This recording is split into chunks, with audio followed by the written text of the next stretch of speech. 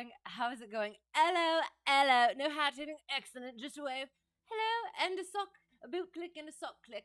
Nice and casual. I am also ready for the weekend.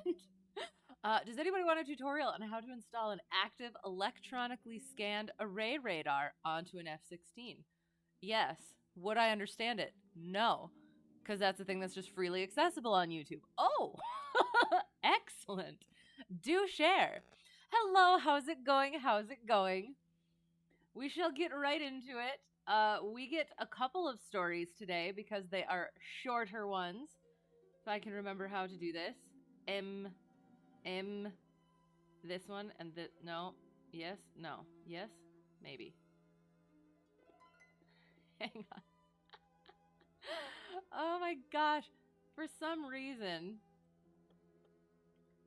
I always use this monitor for these things, but it likes to adjust the size for the other monitor. So I have to readjust it. Yeah, anyway. You stumbled across this video several times over the years, and every time you're just blown away that this exists. Well, okay, so it does exist. So what is the reasoning behind it then? It's not as, what's the word?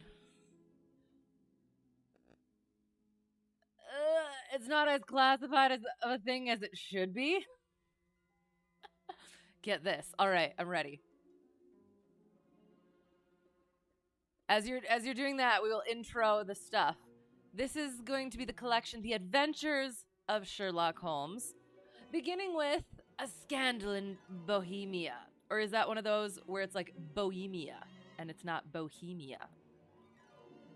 I don't know. It's Northrop Grumman's marketing channel. The tutorial is a friggin' marketing video. I mean,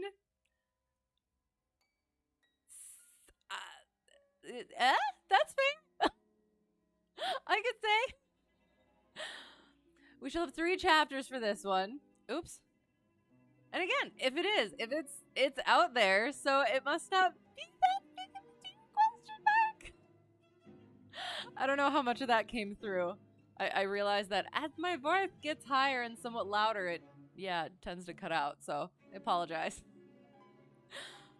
If it just got squeaky, especially. So yeah, so we shall have 2 this even. You know what? I will. Since we're probably going to have to say this a lot, I will quickly... Oops. See how it is pronounced.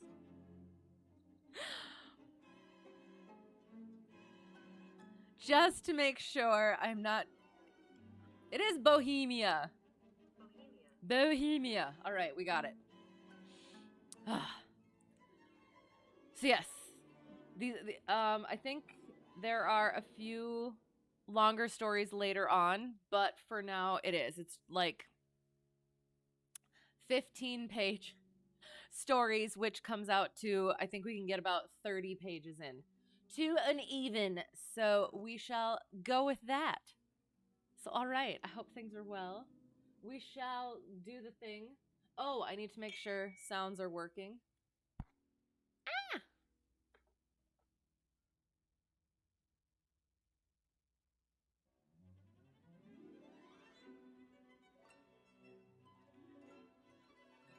There's the music. I always put my earphones in to check it when it's on the lowest part of the music, and it freaks me out. Okay, we're good.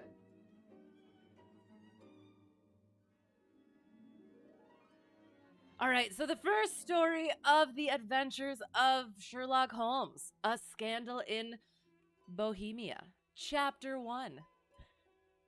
What a way to start. To Sherlock Holmes, she is always the woman. I have seldom heard him mention her under any other name.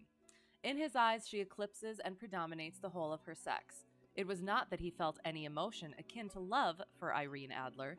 All emotions, and that one particularly, were abhorrent to his cold, precise, but admirably balanced mind. He was, I take it, the most perfect reasoning and observing machine that the world has seen, but as a lover, he would have placed himself in a false position. He never spoke of the softer passions, save with a jibe, and a sneer. They were admirable things for the observer, excellent for drawing the veil from men's motives and actions, But for the trained reasoner to admit such intrusions into his own delicate and finely adjusted temperament was to introduce a distracting factor which might throw a doubt upon all his mental results. Grit in a sensitive instrument, or a crack in one of his own high power lenses, would not be more disturbing than a strong emotion in a nature such as his. And yet there was but one woman to him, and that woman was the late Irene Adler, of dubious and questionable memory. I had seen little of Holmes lately. My marriage had drifted us away from each other. My own complete happiness and the home-centered interests which rise up around the man who first finds himself master of his own establishment were sufficient to absorb all my attention, while Holmes, who loathed every form of society with his whole Bohemian soul, remained in our lodgings in Baker Street, buried among his old books and alternating from week to week between cocaine and ambition, the drowsiness of the drug, and the fierce energy of his own keen nature. He was still, as ever, deeply attracted by the study of crime, and occupied his immense faculties and extraordinary powers of observation in following out those clues and clearing up those mysteries which had been abandoned as hopeless by the official police. From time to time, I heard some vague account of his doings, of his summons to Odessa in the case of the Trepoff murder, of his clearing up of the singular tragedy of the Atkinson brothers, of Trincomalee, and finally of the mission which he had accomplished so delicately and successfully for the reigning family of Holland. Beyond these signs of his activity, however, which I merely shared with all the readers of the daily press, I knew little of my former friend and companion. Yeah, more cocaine. You mean, no, don't do drugs, kids. Don't do kids' drugs. Oh, wait, that went into the, never mind. No drugs. Absolutely not. One night, it was on the 20th of March, 1888. I was returning from a journey to a patient, for I had now entered to civil practice, when my way led me through Baker Street. As I passed the well-remembered door, which must always be associated in my mind with my wooing and with the dark incidents of the study in scarlet, I was seized with a keen desire to see Holmes again, and to know how he was employing his extraordinary powers. His rooms were brilliantly lit, and, even as I looked up, I saw his tall, spare figure pass twice in a dark silhouette against the blind. He was pacing the room swiftly, eagerly, with his head sunk upon his chest and his hands clasped behind him. To me, who knew his every mood and habit, his attitude and manner told their own story. He was at work again. He had risen out of his drug-created dreams and was hot upon the scent of some new problem. I rang the bell and was shown up to the chamber which had formerly been in part my own. His manner was not effusive. It seldom was, but he was glad, I think, to see me. With hardly a word spoken, but with a kindly eye, he waved me to an armchair, threw across his case of cigars, and indicated a spirit case and a gasogene in the corner. Gasogene. Then he stood before the fire and looked me over in his singular, introspective fashion. "Wedlock suits you," he remarked. "I think, Watson, that you have put on 7.5 pounds since I saw you." 7, I answered. "Indeed, I should have thought a little more." "Just a trifle more, I fancy, Watson. And in practice again, I observe. You did not tell me that you intended to go into harness." "Then how do you know?" "I see it. I deduce it. How do I know that you have been getting yourself very wet lately, and that you have a most clumsy and careless servant girl?" He just casually called him fat. No, he casually called him fatter than he had seen him last. There's a difference. It's an unemotional observation. "My dear Holmes," said I, "this is too much. You would certainly have been burned had you lived a few centuries ago. It is true that I had a country walk on Thursday and came home in a dreadful mess, but as I have changed my clothes, I can't imagine how you deduce it. As to Mary Jane, she is incorrigible, and my wife has given her notice, but there again, I fail to see how you work it out." He chuckled to himself and rubbed his long, nervous hands together. "It is simplicity itself," said he. "My eyes tell me that on the inside of your left shoe, just where The firelight strikes it. The leather is scored by 6 almost parallel cuts. Obviously, they have been caused by someone who has very carelessly scraped round the edges of the sole in order to remove crusted mud from it. Hence, you see, my double deduction that you had been out in vile weather, and that you had a particularly malignant boot-slitting specimen of the London slavey? Slavey. As to your practice, if a gentleman walks into my rooms smelling of iodoform, with a black mark of nitrate of silver upon his right forefinger, and a bulge on the right side of his top hat to show where he has secreted his stethoscope, I must be dull indeed if I do not pronounce him to be an active member of the medical profession. I could not help laughing at the ease with which he explained his process of deduction. When I hear you give your reasons, I remarked, the thing always appears to me to be so ridiculously simple that I could easily do it myself, though at each successive instance of your reasoning, I am baffled until you explain your process, and yet I believe that my eyes are as good as yours. Quite so, he answered, lighting a cigarette, and throwing himself down into an armchair. You see, but you do not observe. The distinction is clear. For example, you have frequently seen the steps which lead up from the hall to this room. Frequently? How often? Well, some hundreds of times. Then how many are there? How many? I don't know. Quite so. You have not observed, and yet you have seen. That is just my point. Now, I know that there are 17 steps, because I have both seen and observed.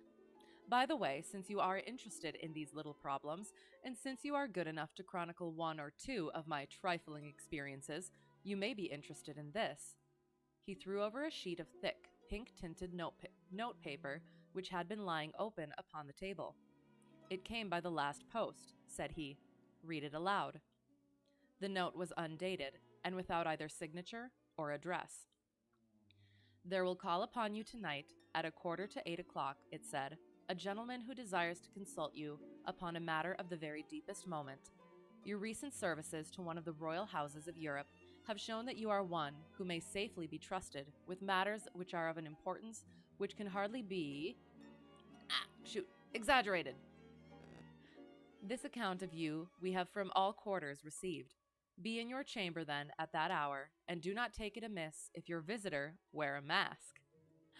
This is indeed a mystery, I remarked. What do you imagine that it means? I have no data yet. It is a capital mistake to theorize before one has data.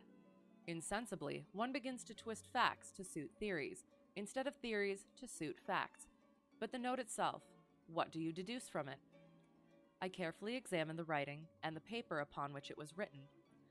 The man who wrote it was presumably well-to-do, I remarked, endeavoring to imitate my companion's processes. Such paper could not be bought under half a crown a packet. It is peculiarly strong and stiff.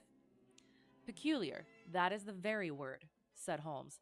It is not an English paper at all. Hold it up to the light. I did so, and saw a large E with a small g, a P, and a large G with a small t, woven into the texture of the paper.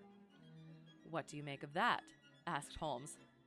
The name of the maker, no doubt, or his monogram, rather. Not at all. The G with the small t stands for, I apologize, Gesellschaft? Gesellschaft, which is the German for company. It is a customary contraction like our co, P, P, of course, stands for papier. Now for the EG. Let us glance at our Continental Gazetteer. He took down a heavy brown volume from his shelves. Eglonitz, here we are. Egria. I'm sorry. It is in a German-speaking country, in Bohemia, not far from Carlsbad. Remarkable as being the scene of the death of Wallenstein, and for its numerous glass factories and paper mills. Ha-ha, my boy, what do you make of that? His eyes sparkled, and he sent up a great blue triumphant cloud from his cigarette. The paper was made in Bohemia, I said. Precisely, and the man who wrote the note is a German. Do you note the peculiar construction of the sentence, this account of you we have from all quarters received? A Frenchman or Russian could not have written that. It is the German who is so uncourteous to his verbs, apologies to Germans, It only remains, therefore, to discover what is wanted by this German, who writes upon Bohemian paper and prefers wearing a mask to showing his face. And here he comes, if I am not mistaken, to resolve all our doubts. As he spoke, there was the sharp sound of horses' hoofs and grating wheels against the curb, followed by a sharp pull at the bell. Holmes whistled. "A pair by the sound," said he. "Yes," he continued, glancing out of the window. "A nice little brougham and a pair of beauties. 150 guineas apiece. There's money in this case, Watson, if there is nothing else." "I think that I had better go, Holmes." "Not a bit, Doctor. Stay where you are. I am lost without my Boswell, and this promises to be interesting. It would be a pity to miss it."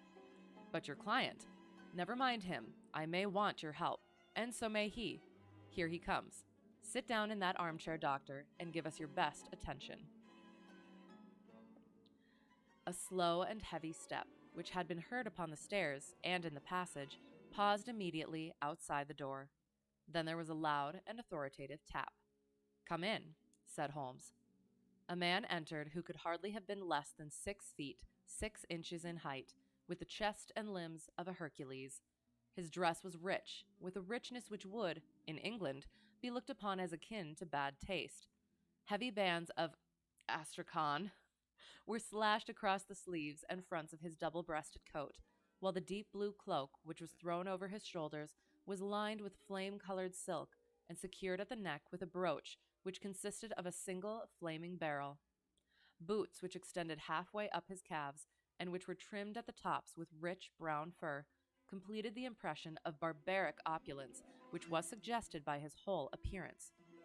He carried a broad-brimmed hat in his hand, while he wore across the upper part of his face, extending down past the cheekbones, a black vizard mask which he had apparently adjusted that very moment, for his hand was still raised to it as he entered. From the lower part of the face, he appeared to be a man of strong character, with a thick, hanging lip and a long, straight chin, suggestive of resolution, pushed to the length of obstinacy. "You had my note?" he asked with a deep, harsh voice and a strongly marked German accent. "I told you that I would call." He looked from one to the other of us, as if uncertain which to address. "Pray take a seat," said Holmes. "This is my friend and colleague, Dr. Watson, who is occasionally good enough to help me in my cases. Whom have I the honor to address?" "You may address me as the Count von Kram, or is it Cram? Count von Kram, a Bohemian nobleman. I understand that this gentleman, your friend, is a man of honor and discretion, whom I may trust with a matter of the most extreme importance. If not, I should much prefer to communicate with you alone." I rose to go, but Holmes caught me by the wrist and pushed me back into my chair. "It is both or none," said he. "You may say before this gentleman anything which you may say to me." The Count shrugged his broad shoulders. "Then I must begin," said he, "by binding you both to absolute secrecy for 2 years. At the end of that time, the matter will be of no importance. At present, it is not too much to say that it is of such weight that it may have an influence upon European history." "I promise," said Holmes. "And I." "You will excuse this mask," continued our strange visitor. "The august person who employs me wishes his agent to be unknown to you, and I may confess at once that the title by which I have just called myself is not exactly my own." "I was aware of it," said Holmes dryly. "The circumstances are of great delicacy, and every precaution has to be taken to quench what might grow to be an immense scandal and seriously compromise one of the reigning families of Europe. To speak plainly, the matter implicates the great house of Ormstein, hereditary kings of Bohemia." "I was also aware of that," murmured Holmes, settling himself down in his armchair and closing his eyes.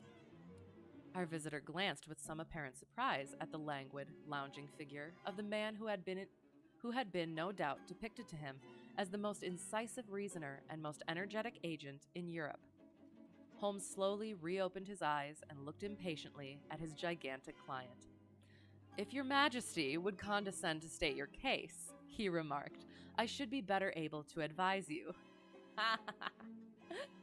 The man sprang from his chair and paced up and down the room in uncontrollable agitation.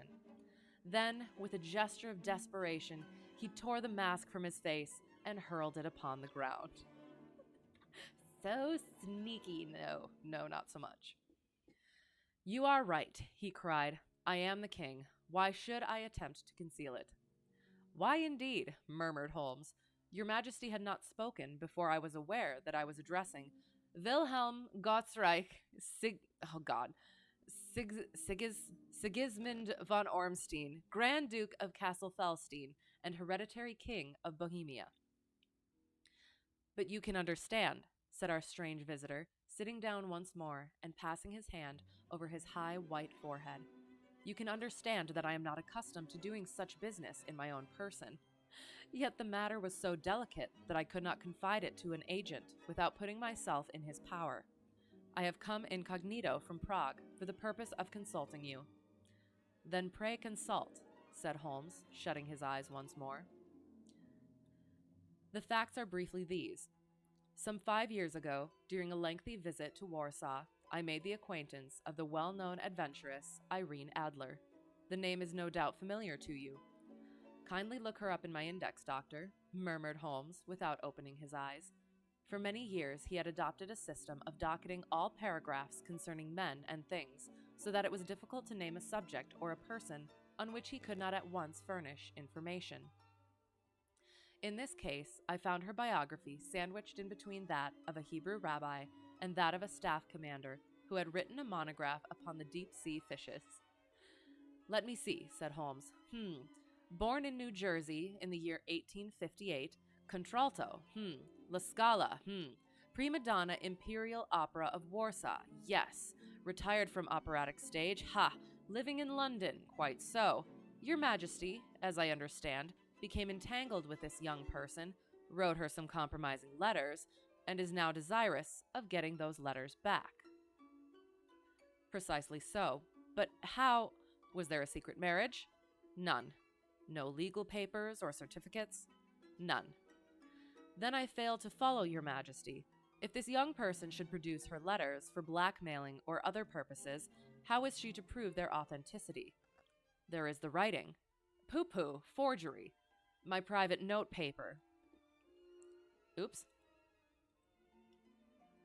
Stolen. My own seal. Imitated. My photograph. Bought. We were both in the photograph. There it is. Oh dear. That is very bad. Your Majesty has indeed committed an indiscretion. I was mad. Insane. You have compromised yourself seriously. I was only Crown Prince then. I was young. I am but 30 now. It must be recovered. We have tried and failed. Your Majesty must pay. It must be bought. She will not sell. Stolen then. 5 attempts have been made. Twice burglars in my pay ransacked her house. Once we diverted her luggage when she traveled. Twice she has been waylaid. There has been no result. No sign of it. Absolutely none. Holmes laughed. It is quite a pretty little problem, said he. But a very serious one to me, returned the king reproachfully. Very indeed. And what does she propose to do with the photograph? To ruin me. But how? I am about to be married. So I have heard. To Clotilde Lothman von Saxe-Meiningen, second daughter of the King of Scandinavia. You may know the strict principles of her family. She is herself the very soul of delicacy. A shadow of a doubt as to my conduct would bring the matter to an end. And Irene Adler? Threatens to send them the photograph. And she will do it. I know that she will do it. You do not know her, but she has a soul of steel. She has the face of the most beautiful of women and the mind of the most resolute of men. Rather than I should marry another woman, there are no lengths to which she would not go. None. You are sure that she has not sent it yet? I am sure. And why? Because she has said that she would send it on the day when the betrothal was publicly proclaimed. That will be next Monday. Oh, then we have 3 days yet, said Holmes with a yawn. That is very fortunate, as I have 1 or 2 matters of importance to look into just at present. Your Majesty will, of course, stay in London for the present. Certainly. You will find me at the Langham under the name of the Count von Cram. Then I shall drop you a line to let you know how we progress. Pray do so. I shall be all anxiety. Then, as to money, you have carte blanche. Absolutely. I tell you that I would give one of the provinces of my kingdom to have that photograph.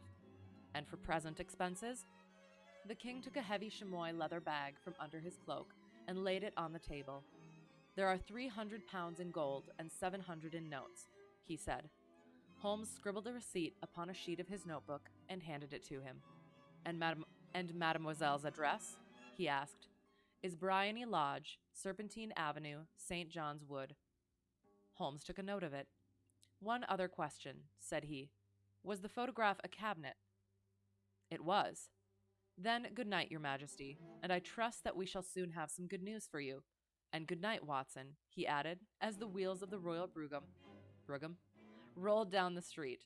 If you will be good enough to call tomorrow afternoon at 3 o'clock, I should like to chat this little matter over with you. End of chapter 1. That was a lot of dialogue. I apologize. But interesting. Scandal. Here it is.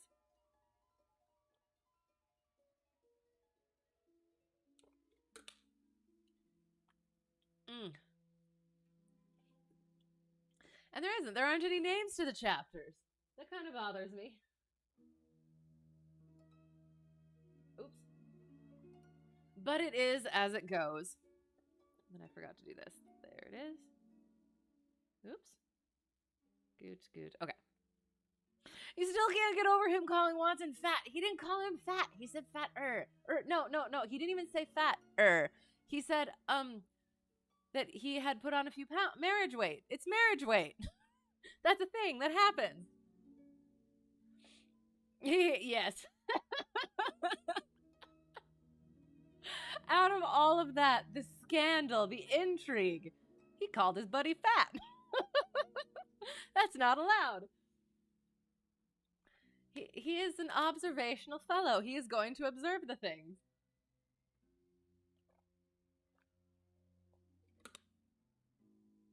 And he doesn't deal with emotions and attitudes like, kindness and consideration. Congrats on gaining weight. No one ever. It's probably not entirely true.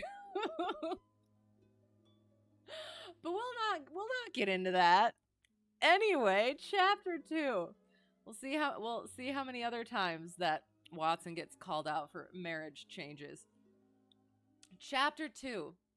At 3 o'clock precisely, I was at Baker Street, but Holmes had not yet returned. The landlady informed me that he had left the house shortly after 8 o'clock in the morning. I sat down beside the fire, however, with the intention of awaiting him, however long he might be. I was already deeply interested in his inquiry, for, though it was surrounded by none of the grim and strange features which were associated with the 2 crimes which I have already recorded, still, the nature of the case and the exalted station of his client gave it a character of its own. Indeed, apart from the nature of the investigation, which my friend had on hand, there was something in his masterly grasp of a situation and his keen, incisive reasoning, which made it a pleasure to me to study his system of work and to follow the quick, subtle methods by which he disentangled the most inextricable mysteries. So accustomed was I to his invariable success that the very possibility of his failing had ceased to enter into my head. It was close upon 4 before the door opened, and a drunken-looking groom, ill-kempt and side-whiskered, with an inflamed face and disreputable clothes, walked into the room. Accustomed as I was to my friend's amazing powers in the use of disguises, I had to look 3 times before I was certain that it was indeed he.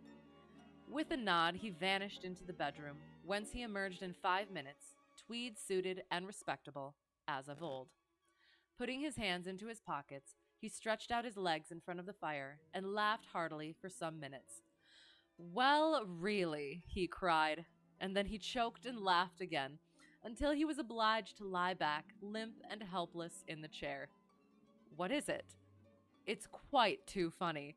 I am sure you could never guess how I employed my morning or what I ended up doing, or what I ended by doing. I can't imagine.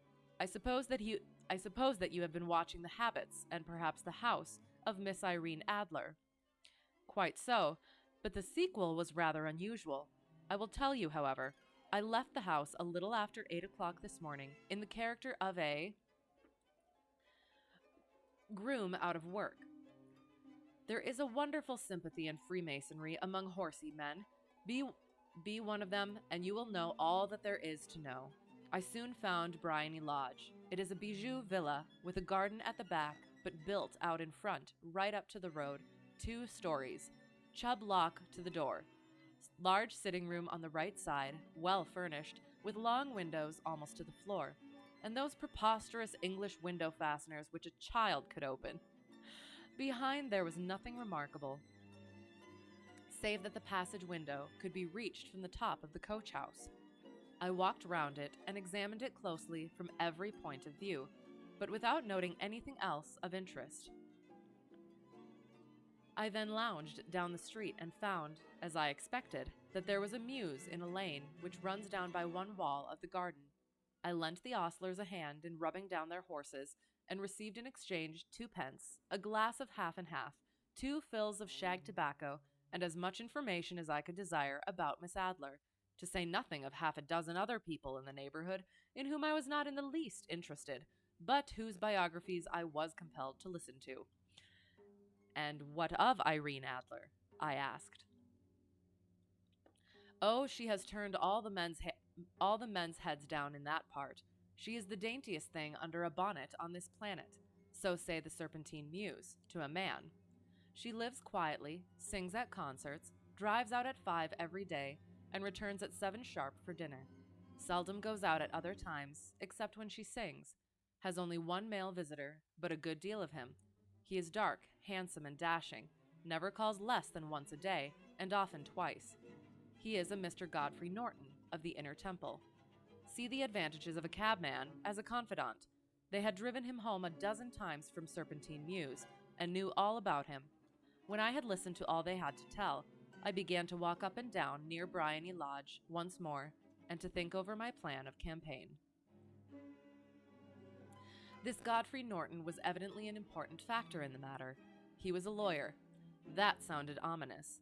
What was the relation between them, and what the object of his repeated visits? Was she his client, his friend, or his mistress? If the former, she had probably transferred the photograph to his keeping. If the latter, it was less likely. On the issue of this question depended whether I should continue my work at Bryony Lodge, or turn my attention to the gentlemen's chambers in the Temple.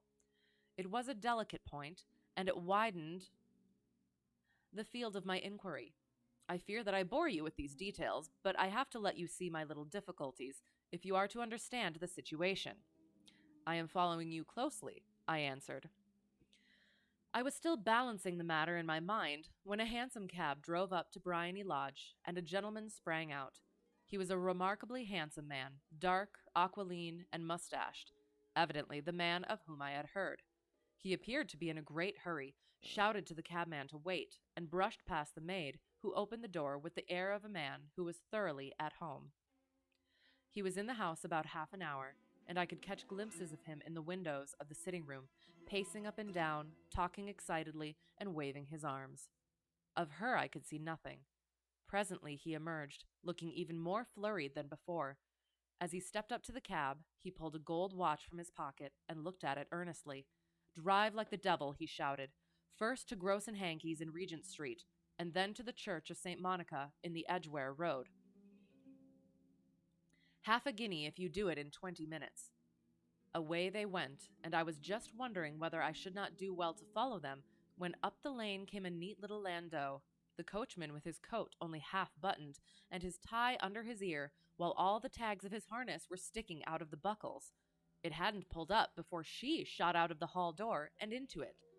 I only caught a glimpse of her at the moment, but she was a lovely woman, with a face that a man might die for. "The Church of St. Monica, John," she cried, "and half a sovereign if you reach it in 20 minutes. This was quite too good to lose, Watson. I was just balancing whether I should run for it, or whether I should perch behind her landau when a cab came through the street.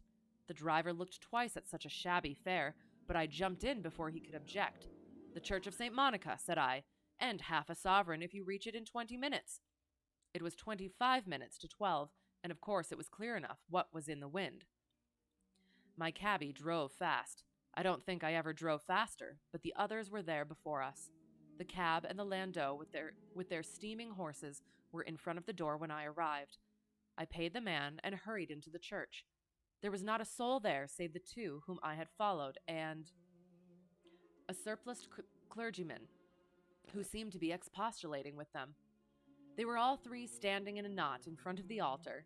I lounged up the side aisle like any other idler who has dropped into a church. Suddenly, to my surprise, the three at the altar faced round to me, and Godfrey Norton came running as hard as he could towards me. "Thank God," he cried. "You'll do. Come, come." "What then?" I asked. "Come, man, come. Only 3 minutes or it won't be legal." Oh my God.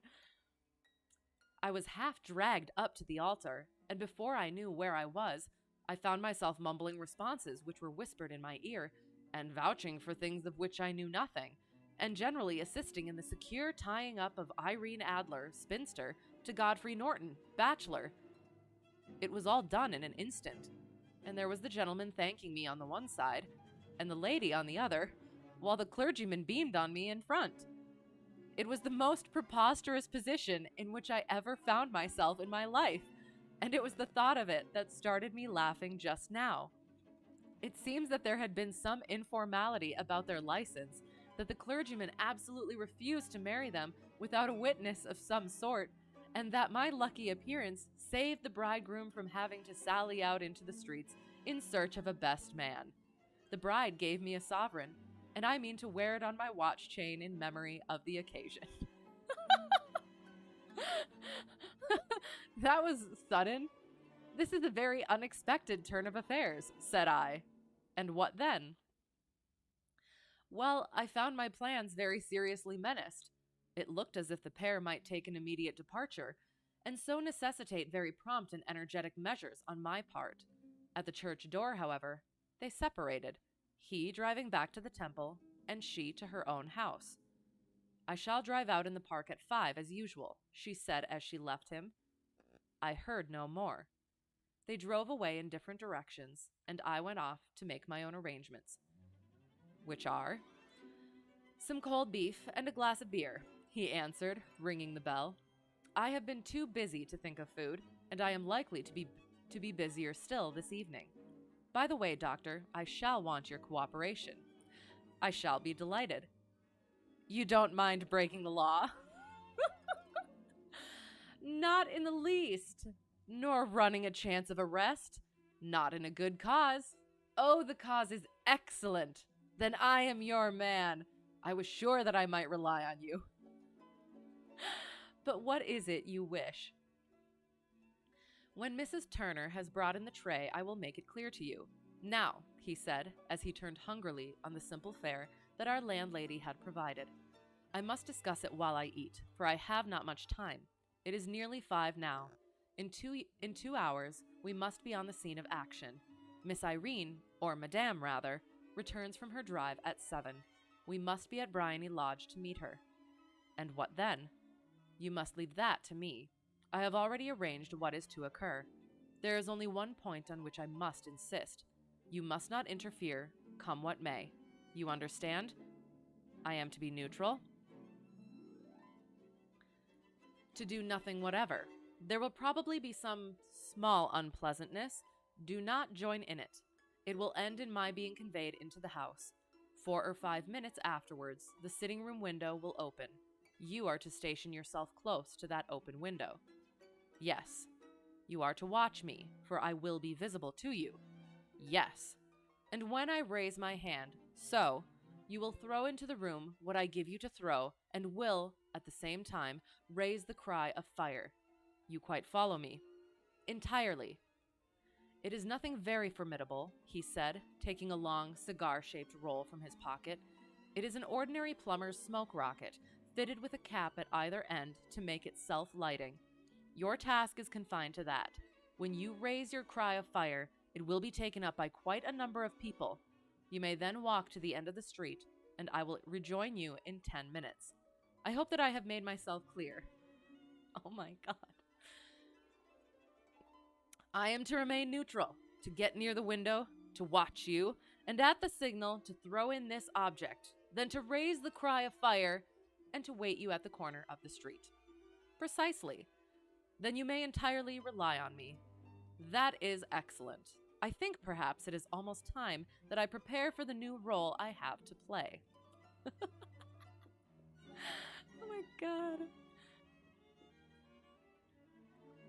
He disappeared into his bedroom and returned in a few minutes in the character of an amiable and simple-minded, nonconformist clergyman.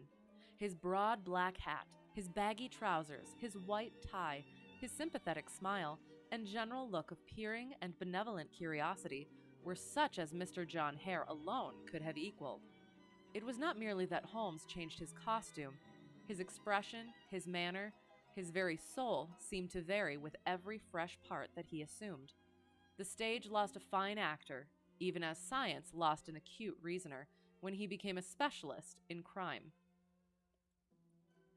It was 6:15 when we left Baker Street, and it still wanted 10 minutes to the hour when we found ourselves in Serpentine Avenue. It was already dusk, and the lamps were just being lighted as we paced up and down in front of Briony Lodge, waiting for the coming of its occupant. The house was just such as I had pictured it from Sherlock Holmes' succinct description, but the locality appeared to be less private than I expected. On the contrary, for a small street in a quiet neighborhood, it was remarkably animated. There was a group of shabbily dressed men smoking and laughing in a corner, a scissors grinder with his wheel, 2 guardsmen were flirting with a nurse girl, and several well-dressed young men who were lounging up and down with cigars in their mouths. Hello, hello, how's it going? How's it going? We are on to the short stories, and there's scandal afoot. And they're doing illegal things, willingly. So yes, I hope you are well. You see, remarked Holmes, as we paced to and fro in front of the house, this marriage rather simplifies matters. The photograph becomes a double-edged weapon now. The chances are that she would be as averse to its being seen by Mr. Godfrey Norton as our client is to its coming to the eyes of his princess. Now the question is, where are we to find the photograph? Where indeed? It is most unlikely that she carries it about with her. It is cabinet size, too large for easy concealment about a woman's dress. She knows that the king is capable of having her waylaid and searched. 2 attempts of the sort have already been made. We may take it, then, that she does not carry it about with her. Where, then? Her banker or her lawyer? There is that double possibility. But I am inclined to think neither. Women are naturally secretive, and they like to do their own secreting. Why should she hand it over to anyone else? She could trust her own guardianship, but she could not tell what indirect or political influence might be brought to bear upon a businessman. Besides, remember that she had resolved to use it within a few days. It must be where she can lay her hands upon it.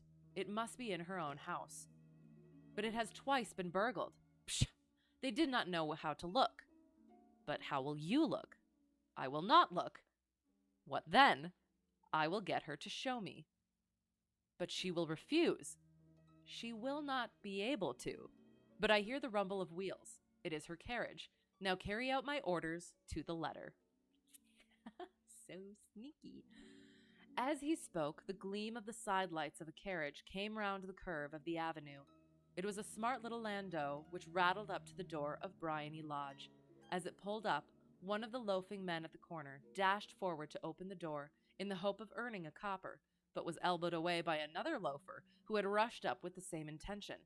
A fierce quarrel broke out, which was increased by the 2 guardsmen, who took sides with one of the loungers, and by the scissors grinder, oh God, who was equally hot upon the other side.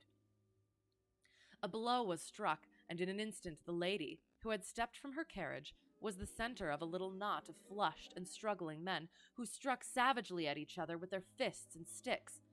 Holmes dashed into the crowd to protect the lady, but just as he reached her, he gave a cry and dropped to the ground, with the blood running freely down his face. At his fall, the guardsmen took to their heels in one direction and the loungers in the other, while a number of better dressed people, who had watched the scuffle without taking part in it, crowded in to help the lady and to attend to the injured man. Irene Adler, as I will still call her, had hurried up the steps, but she stood at the top with her superb figure outlined against the lights of the hall, looking back into the street. "Is the poor gentleman much hurt?" she asked. "He is dead," cried several voices. "No, no, there's life in him," shouted another. "But he'll be gone before you can get him to hospital." "He's a brave fellow," said a woman. "They would have had the lady's purse and watch if it hadn't been for him. They were a gang, and a rough one, too. Ah, he's breathing now. He can't lie in the street. May we bring him in, marm? May we bring him in, marm?" "Surely. Bring him into the sitting room. There is a comfortable sofa. This way, please." You love the most when Holmes tells Watson to make sure and pack heat, right? Not necessarily in this story, don't remember, but in any of the stories, your eyes get big and smile wickedly. When Sherlock's all, "Strap up yo 9mm, cuz it's about to get real." Yes. And then there was the other time too where it's like, you got a gun or something? He's like, "Well, I got a club." He's like, "All right." anything at all. But yes, that's fun. Yes, stuff's gonna go down. Slowly and solemnly, he was borne into Bryony Lodge and laid out in the principal room, while I still observed the proceedings from my post by the window. The lamps had been lit, but the blinds had not been drawn, so that I could see Holmes as he lay upon the couch. I do not know whether he was seized with compunction at that moment for the part he was playing, but I know that I never felt more heartily ashamed of myself in my life than when I saw the beautiful creature against whom I was conspiring, or the grace and kindliness with which she waited upon the injured man. And yet it would be the blackest treachery to Holmes to draw back now from the part which he had entrusted to me. I hardened my heart and took the smoke rocket from under my ulster.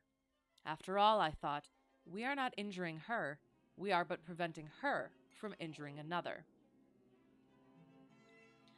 Holmes had sat up upon the couch, and I saw him motion like a man who is in need of air. A maid rushed across and threw open the window. At the same instant, I saw him raise his hand, and at the signal, I tossed my rocket into the room with a cry of "Fire!" The word was no sooner out of my mouth than the whole crowd of spectators, well dressed and ill, gentlemen, ostlers, and servant maids, joined in a general shriek of "Fire!" Thick clouds of smoke curled through the room and out at the open window.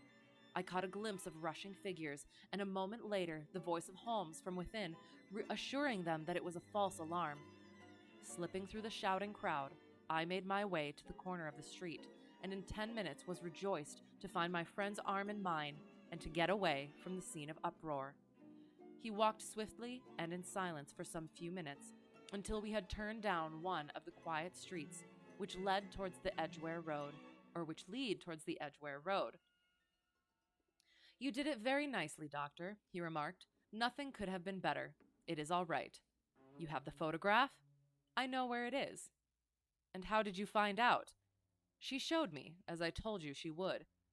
"I am still in the dark." "I do not wish to make a mystery," said he, laughing. "The matter was perfectly simple. You, of course, saw that everyone in the street was an accomplice. They were all engaged for the evening." "I guessed as much. Then, when the row broke out, I had a little moist red paint in the palm of my hand. I rushed forward, fell down, clapped my hand to my face, and became a piteous spectacle. It is an old trick. That also I could fathom. Then they carried me in. She was bound to have me in. What else could she do? And into her sitting room, which was the very room which I suspected. It lay between that and her bedroom, and I was determined to see which. They laid me on a couch. I motioned for air. They were compelled to open the window, and you had your chance." "How did that help you?" "It was all important. When a woman thinks that her house is on fire, her instinct is at once to rush to the thing which she values most. It is a perfectly overpowering impulse, and I have more than once taken advantage of it. In the case of the Darlington substitution scandal, it was of use to me, and also in the Arnsworth Castle business. A married woman grabs at her baby. An unmarried one reaches for her jewel box. Now it was clear to me that Our Lady of today had nothing in the house more precious to her than what we are in quest of. she would rush to secure it. The alarm of fire was admirably done. The smoke and shouting were enough to shake nerves of steel. She responded beautifully. The photograph is in a recess behind a sliding panel just above the right bell pull.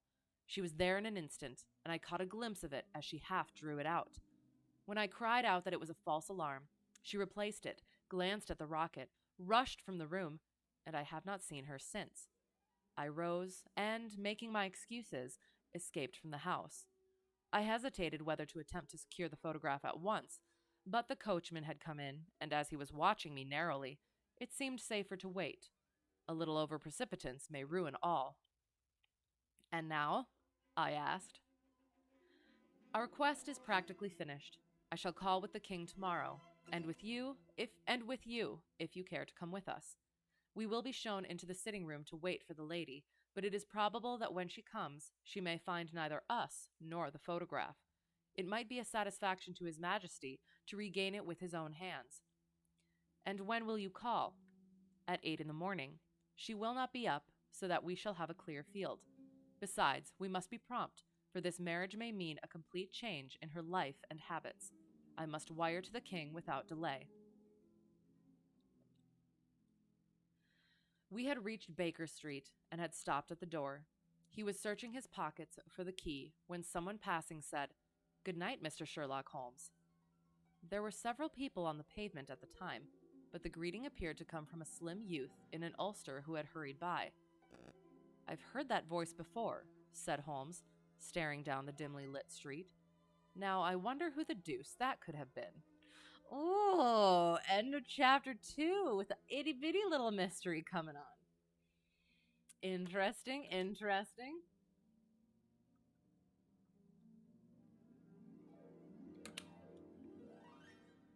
All right, finishing it up. We're doing quite well.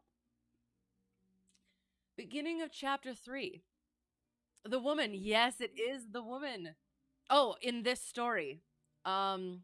I don't know. We'll have to see otherwise. Chapter 3. I slept at Baker Street that night, and we were engaged upon our toast and coffee in the morning, when the King of Bohemia rushed into the room.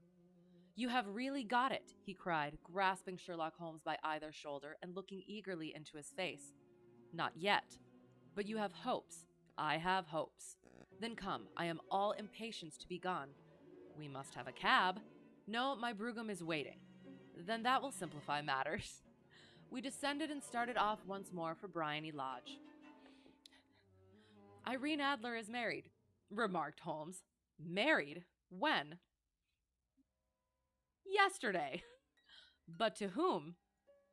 "To an English lawyer named Norton. But she could not love him." "I am in hopes that she does." "And why in hopes?" "No, you mean Irene Adler is the only woman Sherlock Holmes ever was enraptured by." Yes, in the beginning of the story, that was the insinuation and such. So yes. And why in hopes? Because it would spare your Majesty all fear of future annoyance. If the lady loves her husband, she does not love your Majesty. If she does not love your Majesty, there is no reason why she should interfere with your Majesty's plan. It is true, and yet, well, I wish she had been of my own station. What a queen she would have made.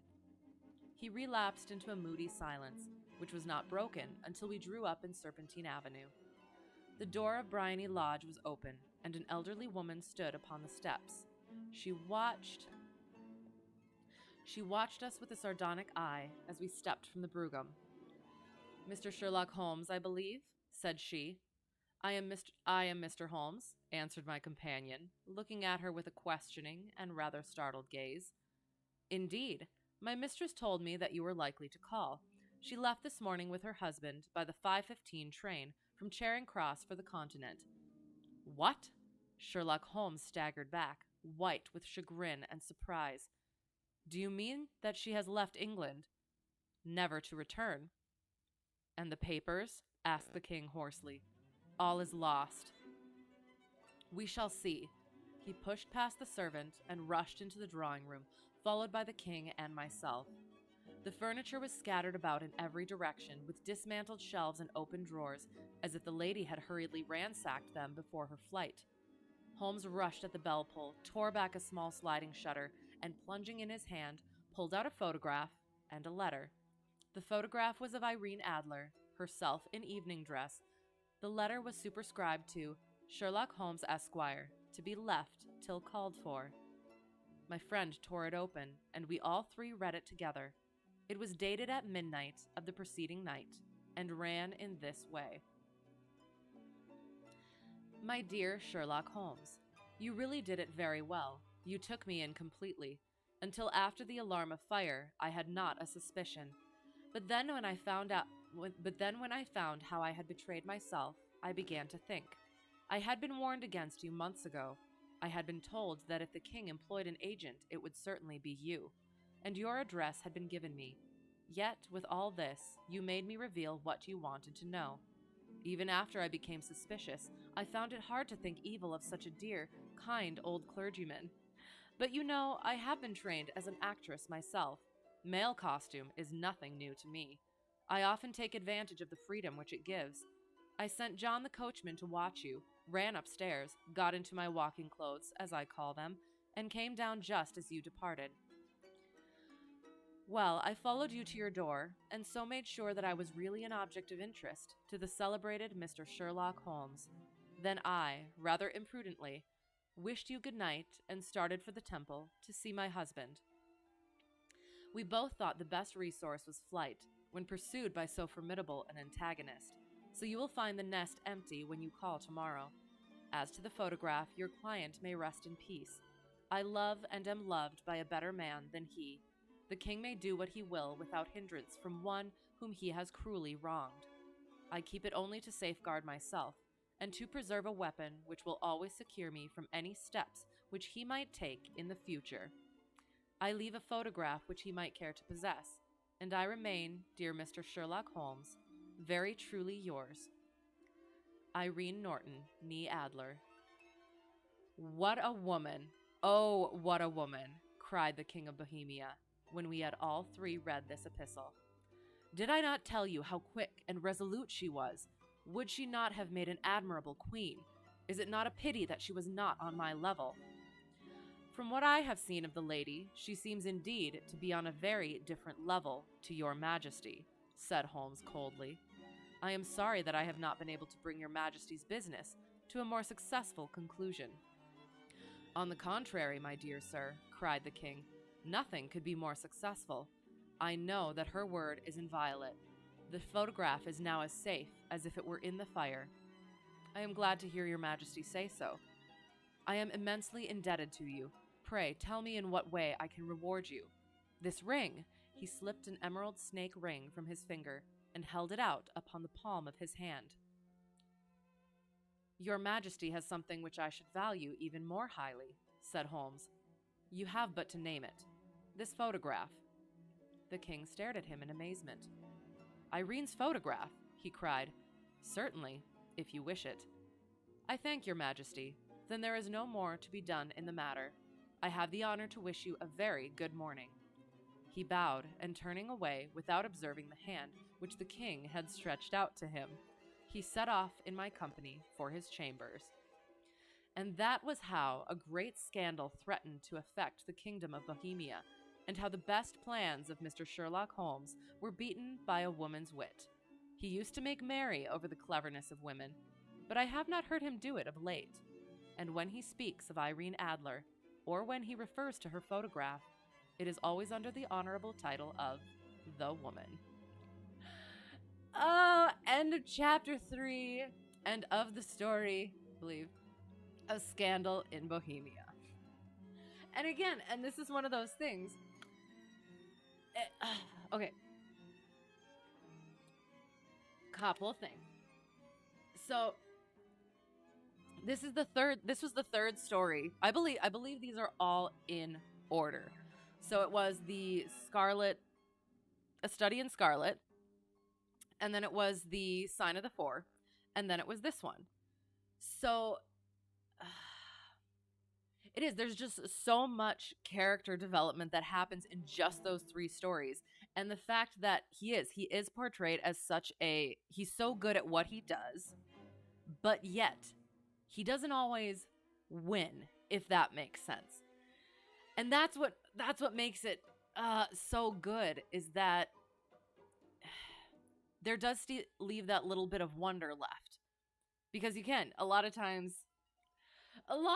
nowadays, I'll go on my rant and lament. Everything works out for the best, and I don't know, just like the whole Mary Sue sort of a character where you know what's going to happen by the end of it, because of course everything has to work out just perfectly. But no, that's not how it works. Even with characters with such high skill level and knowledge and such like that, stuff doesn't always go their way. And that's what makes it interesting. There are many situations where you can do everything right exactly and still fail. Something not really touched upon nowadays. Right. And it makes more characters more interesting, because then it's like, if he won this one, Irene Adler becomes less of a character. But because she matched and kind of beat him in this scenario, he's still a great character. Like, it takes away nothing from him, but it elevates her character as well. And so that well-roundedness of, it's not just about the main character.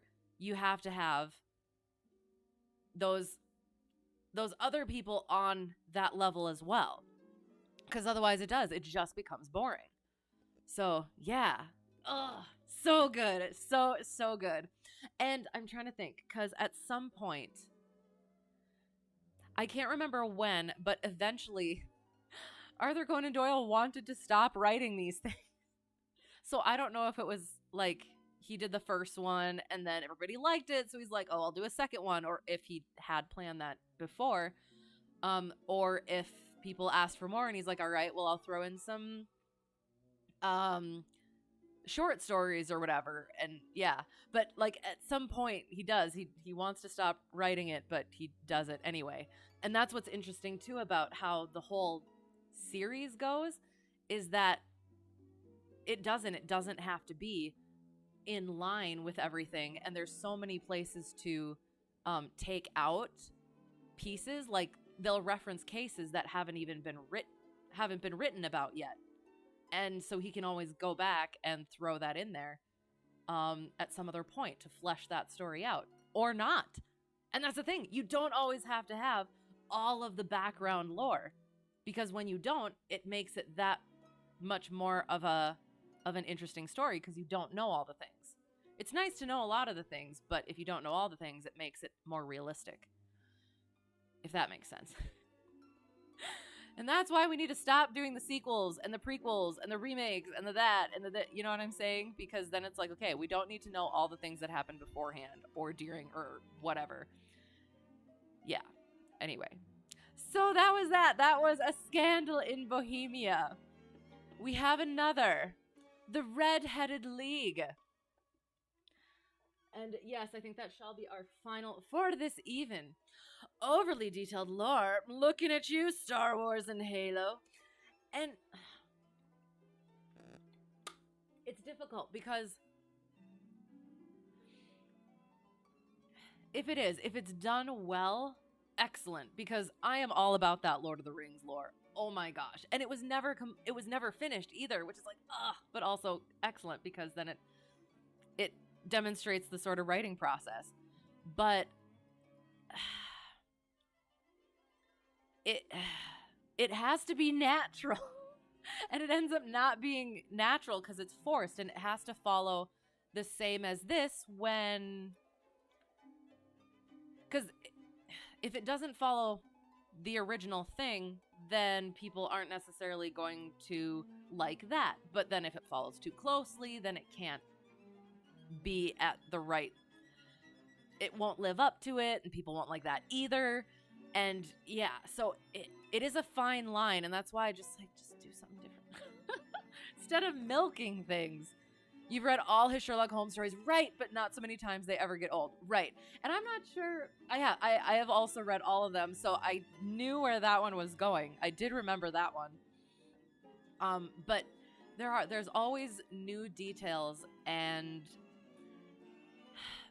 the fact that it's so well written technically, and I don't mean technically versus literally. I mean like the technicalities of the writing are so well done. Like all the things that I was babbling about, it keeps it fresh, it keeps it classic and enjoyable. So yes, I completely agree with that. Too many things just make lore for the sake of lore. Right. And it drives you insane because it causes it to be overly convoluted. Right. And I was talking about sorry. I was talking about this at some point with somebody else, but like, okay, so life in general is a line. It's just a line. The things that stories are written about are the little blips. And if you're I'm trying to think.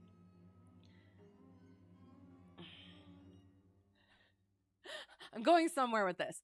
So like you got your line of the everyday, and then anything that's actually worth writing something about and like documenting, whether fictionally or non-fictionally, that those are the blips.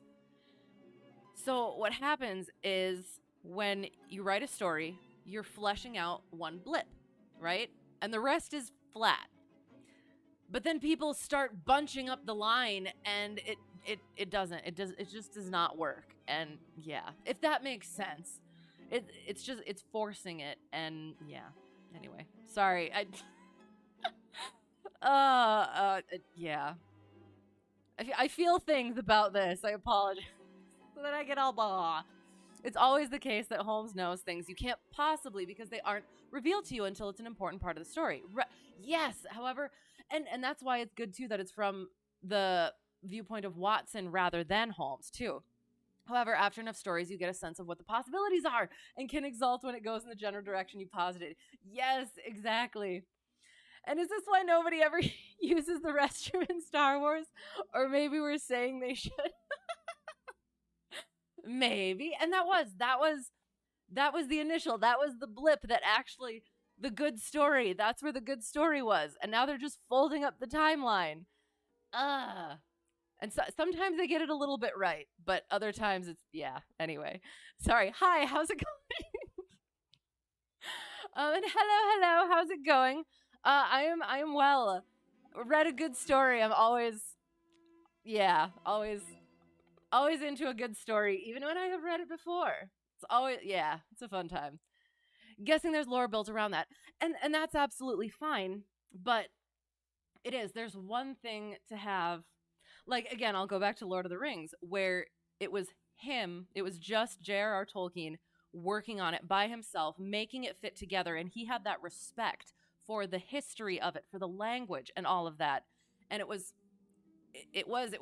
all on the same thing. I don't know how to explain it rather than again, and I assume I'm not as into the Star Wars stuff, but George Lucas had his own vision for the entire thing, and from things I've heard, it did not quite go the way that he wanted it to, which happens, but when it comes from the minds of other people coming at it from an outside viewpoint, they miss the certain things from the inside that really make it that you don't necessarily see, if that makes sense. Plus, it's a lot about just making money and fan pandering. So, yeah, that's another thing. But no, and I do, and I've read some of the things that George Lucas did want to do with it, and it was really interesting. But then there were fans who were like, "Oh no, we don't want to do that and everything," and yeah, or something. I can't remember quite what it was, but yeah, I have heard things like that. So so yeah. So that's why the first one is usually good, because then the storyteller can just say it as it is, as they think of it, and then it becomes this well-rounded thing that makes sense in itself rather than letting other people affect how it then works out, which then leaves things kind of ishy. There's threads dangling there, and things might not quite work the way that they should from an internal viewpoint, because there's those external effects. Sorry. Anyway, you just think of the multiple Didacs in Halo, okay, or the literal gods in Star Wars Legends. It just gets so out of hand and needs a reset at that point. Yes.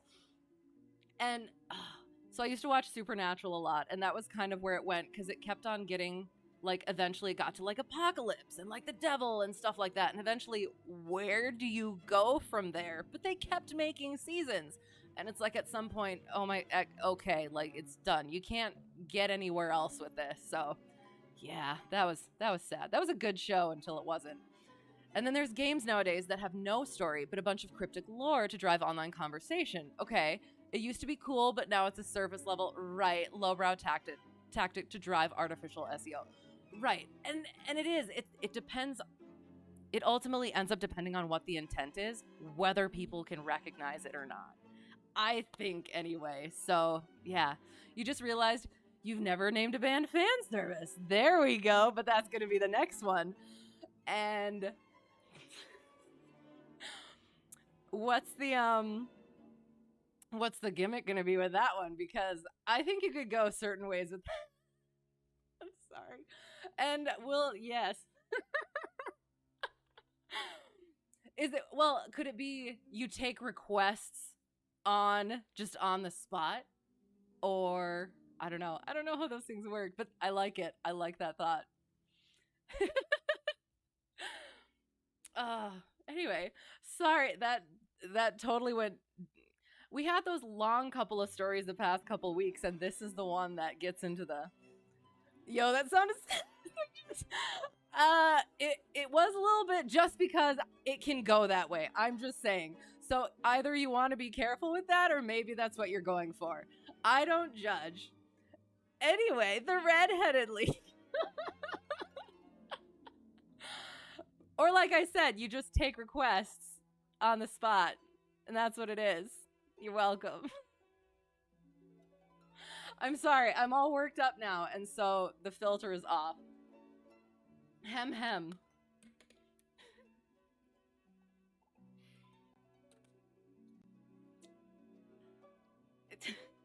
Anyway, with a very bad sachet, I guess, into the next one, question mark. The Red-Headed Lead, chapter 1? There's no chapters. Are there no chapters? Interesting, there are no chapters. Well, all right. And that's also interesting as well, going from the long form to then the short form to just, like, banging it out in one long story. Been there, done that, but the band name was worse. Oh no. Now you wish you could go back and retcon that. Oh, dang it. But at what cost? Stop the retcons. No, I mean, if it is, it's just that changing that one thing might not be so bad. It was for a reason. It worked out that way for a reason. It was good. But interesting. So wait. So the band name was worse, but did it actually work out somewhat? Because I think that would be interesting. And was it from, like, they had to choose from, like, a specific genre or something? Or they had, like, a list that you had to? Or you just had to do it? Interesting. You had a good run? Good. Excellent. That's fun. Okay. All right. I'm sorry. I got way sidetracked with the whole, rant topic. So, yeah. Could literally yell songs at you and we'd play whatever. Oh, that's very fun. Was there ever a time that you weren't able to play something? Or did you have to, like, look stuff up and just wing it?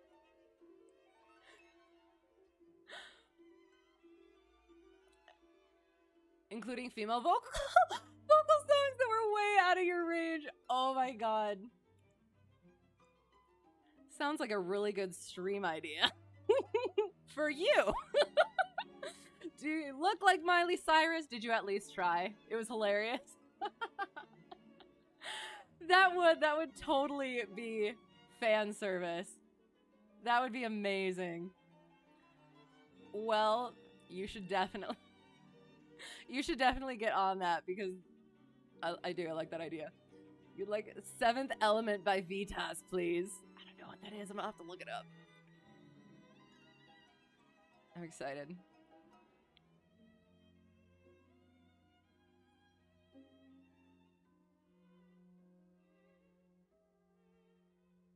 Oh god.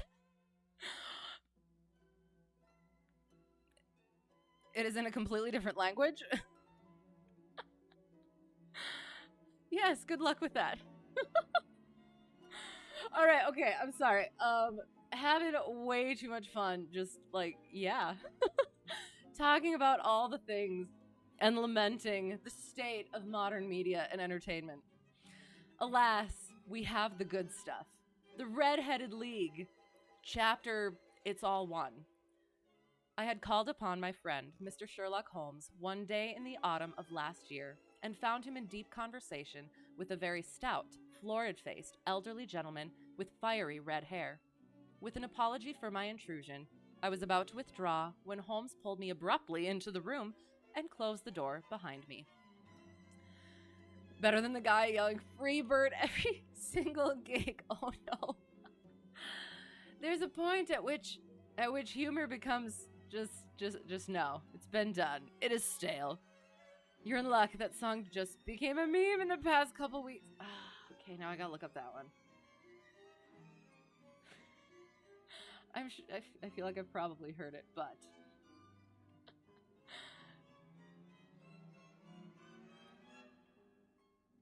which song was what is it? The ire of those days. You could not possibly have come at a better time, my dear Watson, he said cordially. I was afraid that you were engaged. So I am, very much so. Then I can wait in the next room. Not at all. This gentleman, Mr. Wilson, has been my partner and helper in many of my most successful cases, and I have no doubt. Oh, okay, sorry. So he's addressing Mr. Wilson. I got very confused for a second. Not at all. This gentleman, Mr. Wilson, has been my partner and helper in many of my most successful cases, and I have no doubt that he will be of the utmost use to me in yours also. The stout gentleman half rose from his chair and gave a bob of greeting, with a quick little questioning glance from his small, fat, encircled eyes. Try the settee, said Holmes, relapsing into his armchair and putting his fingertips together, as was his custom when in judicial moods. I know, my dear Watson, that you share my love of all that is bizarre and outside the conventions and humdrum routine of everyday life. You have shown your relish for it by the enthusiasm which has prompted you to chronicle and, if you will excuse my saying so, somewhat to embellish so many of my own little adventures. Your cases have indeed been of the greatest interest to me, I observed. You will remember that I remarked the other day, just before we went into the very simple problem presented by Miss Mary Sutherland, that for strange effects and extraordinary combinations, we must go to life itself, which is always far more daring than any effort of the imagination. Small fat eyes. Why are we calling everyone fat tonight? Such brutality. Well, it's all in the same case book, so at the time, he was probably in that sort of a mindset. Maybe Sir Arthur Conan Doyle was feeling fat himself, or had met a fat person recently, and he just said fat eyes. He never said fat in general.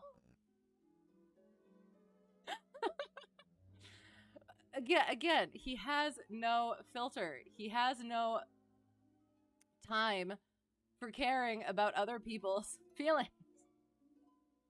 And so he doesn't.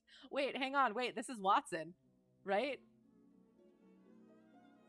Yeah. Oh, so Watson's saying the fat eyes now. So apparently Holmes is rubbing off on him is what it is. So there you go. It's continuous. That's how it works.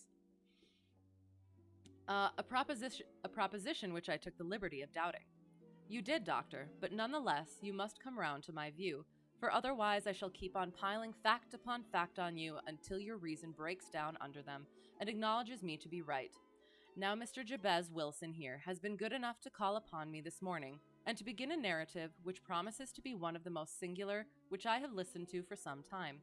You have heard me remark that the strangest and most unique things are very often connected, not with the larger, but with the smaller crimes, and occasionally, indeed, where there is room for doubt whether any positive crime has been committed.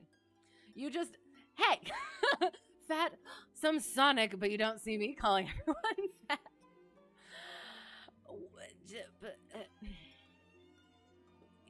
Again, he doesn't care about people's feelings.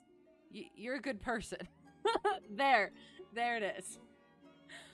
As far as I have heard, it is impossible for me to say whether the present case is an instance of crime or not, but the course of events is certainly among the most singular that I have ever listened to.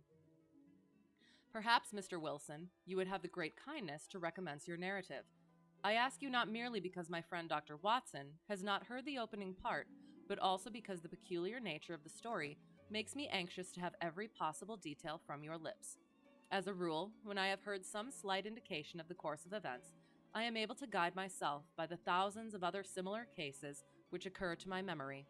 In the present instance, I am forced to admit that the facts are, to the best of my belief, unique. You're not a good Shh. I don't think so, Tim. Don't be so modest. The portly client puffed out his chest with an appearance of some little pride and pulled a dirty and wrinkled newspaper from the inside pocket of his greatcoat. As he glanced down the advertisement column, with his head thrust forward and the paper flattened out upon his knee, I took a good look at the man and endeavored, after the fashion of my companion, to read the indications which might be presented by his dress or appearance. I did not gain very much, however, by my inspection. Our visitor bore every mark of being an average, commonplace British tradesman, obese, pompous, and slow. He wore rather baggy gray shepherd's check trousers, a not over-clean black frock coat, unbuttoned in the front, and a drab waistcoat with a heavy, brassy Albert chain, and a square pierced bit of metal dangling down as an ornament. A frayed top hat and a faded brown overcoat with a wrinkled velvet collar lay upon a chair beside him. Altogether, look as I would, there was nothing remarkable about the man save his blazing red head and the expression of extreme chagrin and discontent upon his features. It's the same guy! It's the same person. We're not calling anybody else. We're just going back over what has already... He's observing. He's making just observations. We called him fat. No, we said his eyes were fat encircled, and then we went to the rest of it. Yes. Anyway, very brutal, but observation is necessary. Obese, portly, fat, encircled eyes, horse, dead. Again, it's an observation that must be made so that we can understand the nature of the crime and all the circumstances surrounding it. Yes, that's where we're going to go with it. Sherlock Holmes' quick eye took in my occupation, and he shook his head with a smile as he noticed my questioning glances. Beyond the obvious facts that he has at some time done manual labor, that he takes snuff, that he is a Freemason, that he has been in China, and that he has done a considerable amount of writing lately, I can deduce nothing else. Mr. Jabez Wilson started up in his chair, with his forefinger upon the paper, but his eyes upon my companion. "How in the name of good fortune did you know all that, Mr. Holmes?" he asked. "How did... Oh, gosh darn it. Did I read that correctly? Sorry, hang on. How did you know, for example, that I did manual labor? It's as true as gospel, for I began as a ship's carpenter. The only thing small there were the... I will read that aloud because it's hilarious. The only things small there were the crimes, Holmes. Oh, no. Yeah. See, and that's why when you put it in language like that, it doesn't pierce as much, I don't think. It's still there. It's still definitely there. But it's just a little flowery. Luckily, Luckily for us, there seems to be a buffet of clues. Oh my god. Oh, from cocaine to cannibals to fat. God dang it. What? This is not where I expected this to go. Anyway, your hands, my dear sir. Your right hand is quite a size larger than your left. You have worked with you have worked with it, and the muscles are more developed. Well, the snuff then, and the Freemasonry. Smoke some cocaine. LOL, fatty. No, I would say it's from eating the cannibals. Yes, that.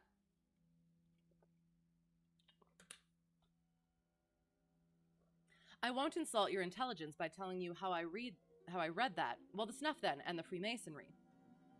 I won't insult your intelligence by telling you how I read that, especially as, rather against the strict rules of your order, you use an arc and compass breastpin. Ah, of course, I forgot that. But the writing. What else can be indicated by that right cuff, so very shiny for 5 inches, and the left one with the smooth patch near the elbow, where you rest it upon the desk? Well, but China. You have not eaten any cannibals. You did commit a genocide of their demon babies, though. Then why didn't you eat the babies and get the achievement? I feel like that's the necessary progression. The fish that you have tattooed immediately above your right wrist could only have been done in China. I have made a small study of tattoo marks and have even contributed to the literature of the subject. That trick of staining the fish's scales of a delicate pink is quite peculiar to China. When, in addition, I see a Chinese coin hanging from your watch chain, the matter becomes even more simple. Mr. Jabez Wilson laughed heavily. Well, I never, said he. I thought at first that you had done something clever, but I see that there was nothing in it after all. See, that's why they call him fat. I begin to think, Watson, said Holmes, that I make a mistake in explaining. Omni ignotum pro magnifico, you know, and my poor little reputation, such as it is, will suffer shipwreck if I am so candid. Can you not find the advertisement, Mr. Wilson? Quick, make sure we know exactly what that means. Omni is all, ignotum, all ignorance, from all ignorance, something magnificent? I don't know. We're looking. Not that one. Yes. Nope, not that one. This one. Everything unknown is in the place of a magnificent thing. Everything unknown. So, I begin to think, Watson, said Holmes, that I make a mistake in explaining. It is Latin. Everything unknown is in the place of a magnificent thing. You know, and my poor little reputation... You know, and my poor little reputation, such as it is, will suffer shipwreck if I am so candid. Can you not find the advertisement, Mr. Wilson? You're really scared when you, of all people, end up being the sane one in a situation. Some people are just good at hiding it. Yes. Yes, I have got it now, he answered with his thick red finger planted halfway down the column. Here it is. This is what began it all. You just read it for yourself, sir. I took the paper from him and read as follows. To the Red-Headed League, on account of the bequest of the late Ezekiah Hopkins of Lebanon, Pennsylvania, USA, there is now another vacancy open, which entitles a member of the League to a salary of £4, I believe, a week, or maybe not, a week for purely nominal services. All red-headed men who are sound in body and mind and above the age of 21 years are eligible. Apply in person on Monday at 11 o'clock to Duncan Ross at the offices of the League, 7 Pope's Court, Fleet Street. What on earth does this mean? I ejaculated after I had twice read over the extraordinary announcement. Holmes chuckled and wriggled in his chair, as was his habit when in high spirits. It is a little off the beaten track, isn't it? Said he. And now, Mr. Wilson, off you go at scratch and tell us all about yourself, your household, and the effect which this advertisement had upon your fortunes. You will first make a note, Doctor, of the paper and the date. It is the Morning Chronicle of April 27, 1890, just 2 months ago. Very good. Now, Mr. Wilson. Well, it is just as I have been telling you, Mr. Sherlock Holmes, said Jabez Wilson, mopping his forehead. I have a small pawnbroker's business at Coburg Square near the city. It's not a very large affair, and of late years, it has not done more than just give me a living. I used to be able to keep 2 assistants, but now I only keep 1, and I would have a job to pay him, but that he is willing to come for half wages so as to learn the business. What is the name of this obliging youth? Asked Sherlock Holmes. His name is Vincent Spaulding, and he's not such a youth either. It's hard to say his age. I should not wish a smarter assistant, Mr. Holmes, and I know very well that he could better himself and earn twice what I am able to give him. But after all, if he is satisfied, why should I put ideas in his head? Why, indeed. You seem most fortunate in having an employee who comes under the full market price. It is not a common experience among employers in this age. I don't know that your assistant is not as remarkable as your advertisement. Oh, God. He lifted his ham-fisted meat stump and removed the hat from his porcine dome. His corpulent lips parted widely into a large O shape, and his elephantine tongue lolled violently about in his hefty maw. We get it, Doyle. He thick AF. There's probably a reason for it. Maybe. We'll find out. Maybe. That was brilliantly written. Oh, he has his faults too, said Mr. Wilson. Never was such a fellow for photography, snapping away with a camera when he ought to be improving his mind, and then diving down into the cellar like a rabbit into its hole to develop his pictures. That is his main fault, but on the whole he's a good worker. There's no vice in him. He is still with you, I presume? Yes, sir. He and a girl of 14, who does a bit of simple cooking and keeps the place clean. That's all I have in the house, for I am a widower and never had any family. We live very quietly, sir, the 3 of us, and we keep a roof over our heads and pay our debts, if we do nothing more. The first thing that put us out was that advertisement. Spaulding, he came down into the office just this day 8 weeks, with this very paper in his hand, and he says, I wish to the Lord, Mr. Wilson, that I was a red-headed man. Why that? I asks. Why, says he, here's another vacancy on the League of the Red-Headed Men. It's worth quite a little fortune to any man who gets it, and I understand that there are more vacancies than there are men, so that the trustees are at their wits' end what to do with the money. If my hair would only change color, here's a nice little crib all ready for me to step into. Listing photography as a fault can only be someone who's bad at it, or does it when they're not supposed to, or just... Yes, exactly that. That's what it said. It said when he's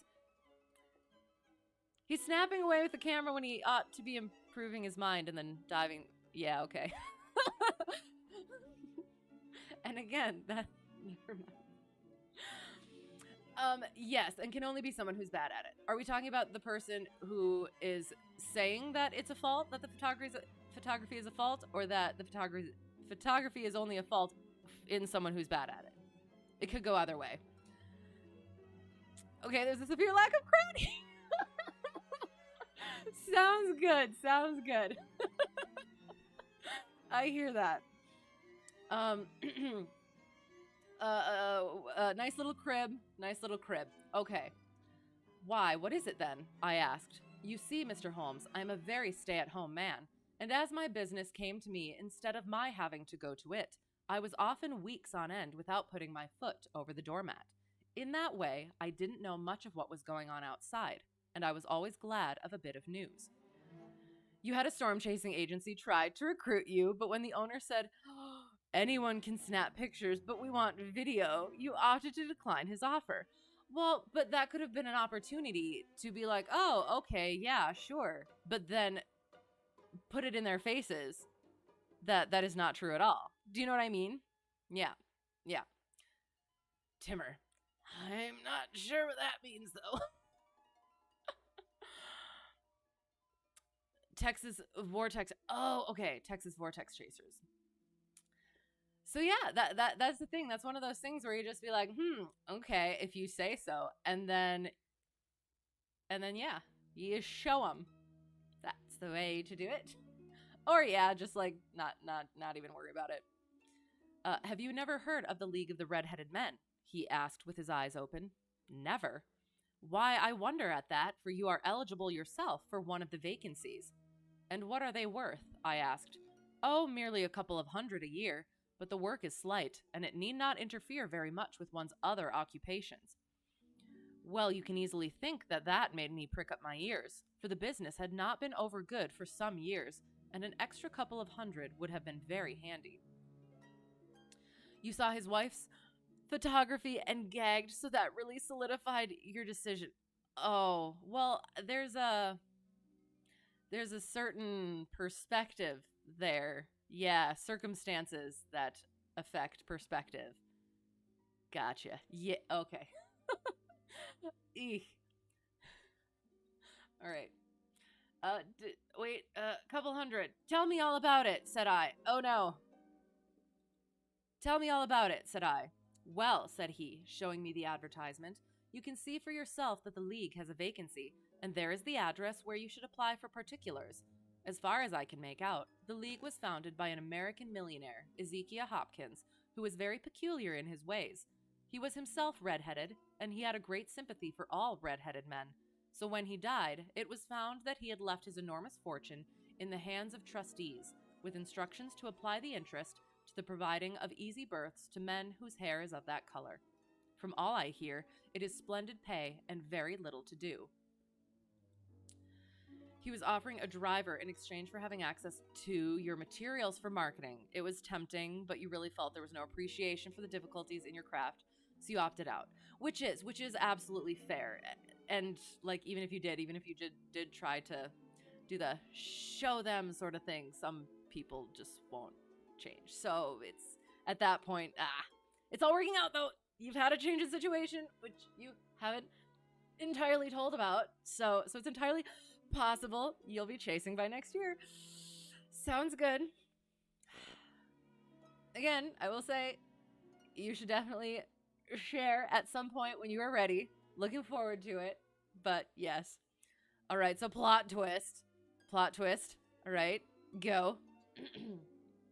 I shall continue and you shall write. You got a job paying stupid amounts of money. Excellent. Are you in the League of Red-Headed Men? How fitting. Excellent. Excellent. Are you going to talk about it now? Because you weren't before, or is this different? While you type, I shall continue. But, said I, there would be millions of red-headed men who would apply. Not so many as you might think, he answered. You see, it is really confined to Londoners, and to grown men. This American had started from London when he was young, and he wanted to do the old town a good turn. Then again, I have heard it is no use your applying if your hair is light red, or dark red, or anything but real bright, blazing, fiery red. Now, if you cared to apply, Mr. Wilson, you would just walk in. But perhaps it would hardly be worth your while to put yourself out of the way for the sake of a few £100. You should start next Monday if the equipment gets here on time. Okay, sounds good. Vibing on those positives and the getting there on time. It will. So next Monday being this coming Monday or the Monday after this Monday? Congrats.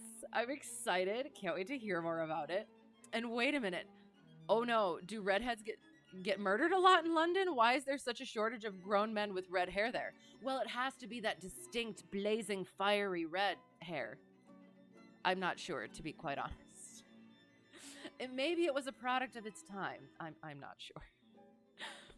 Now it is a fact, gentlemen, as you may see for yourselves, that my hair is of a very full and rich tint, so that it seemed to me that if there was to be any competition in the matter, I stood as good a chance as any man that I had ever met. Vincent Spaulding seemed to know so much about it that I thought he might prove useful, so I just ordered him to put up the shutters for the day and to come right away with me. He was very willing to have a holiday, so we shut the business up and started off for the address that was given us in the advertisement. This next Monday. So this Monday, this coming Monday.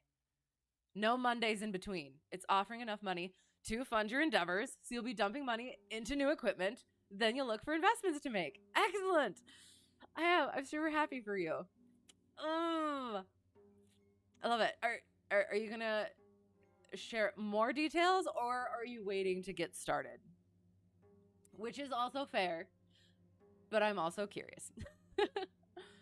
I never hope to see such a sight as that again, Mr. Holmes. From north, south, east, and west, every man who had a shade of red in his hair had tramped into the city to answer the advertisement. Fleet Street was choked with red-headed folk, and Pope's Court looked like a coster's orange barrow. I should not have thought there were so many in the whole country, as were brought together by that single advertisement. Every shade of color they were: straw, lemon, orange, brick, Irish setter, liver, clay. But, as Spaulding said, there were not many who had the real, vivid, flame-colored tint. When I saw how many were waiting, I would have given it up in despair, but Spaulding would not hear of it. How he did it I could not imagine, but he pushed and pulled and butted until he got me through the crowd, and right up to the steps which led to the office. There was a double stream upon the stair, some going up in hope, and some coming back dejected, but we wedged in as well as we could and soon found ourselves in the office. Your experience has been a most entertaining one, remarked Holmes, as his client paused and refreshed his memory with a huge pinch of snuff. Pray continue your very interesting statement. Oh no. Details of the job or the insane life-endangering behavior you engage in when left to your own devices? Both. Por qué no los dos? Yes, all of the deets.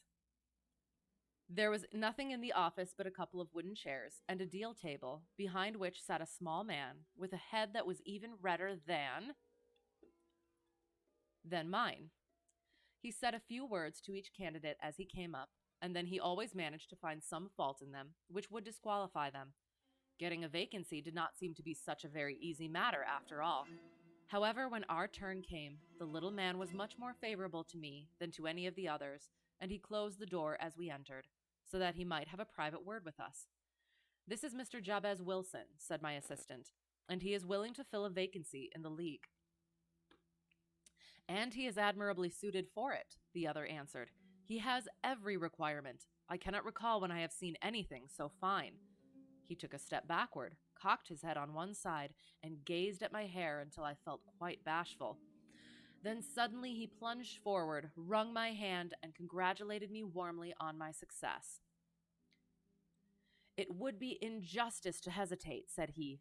You will, however, I am sure, excuse me for taking an obvious precaution. With that, he seized my hair in both his hands and tugged until I yelled with the pain. There is water in your eyes, said he as he released me. Oh, yeah. I perceive that all is as it should be. But we have to be careful, for we have twice been deceived by wigs, and once by paint. I could tell you tales of cobbler's wax which would disgust you with human nature. He stepped over to the window and shouted through it at the top of his voice that the vacancy was filled. A groan of disappointment came up from below, and the folk all trooped away in different directions until there was not a red head to be seen, except my own and that of the manager. My name, said he, is Mr. Duncan Ross, and I am myself one of the pensioners upon the fund left by our noble benefactor. Are you a married man, Mr. Wilson? Have you a family? Job is troubleshooting security systems. Cool, okay. The unhealthy behavior is running towards severe hazardous weather. Oh, well, I knew that. Well, very cool. Oh, that'll be fun. I look forward to hearing about it. Do you know, like, specifics of what you're going to be doing? Or is it sort of you got to show up and feel it out and figure it out and get taught, I guess? Interesting. Very cool. Dear me. Wait, hang on. Have you a family? I answered that I had not. His face fell immediately. Dear me, he said gravely. That is very serious indeed.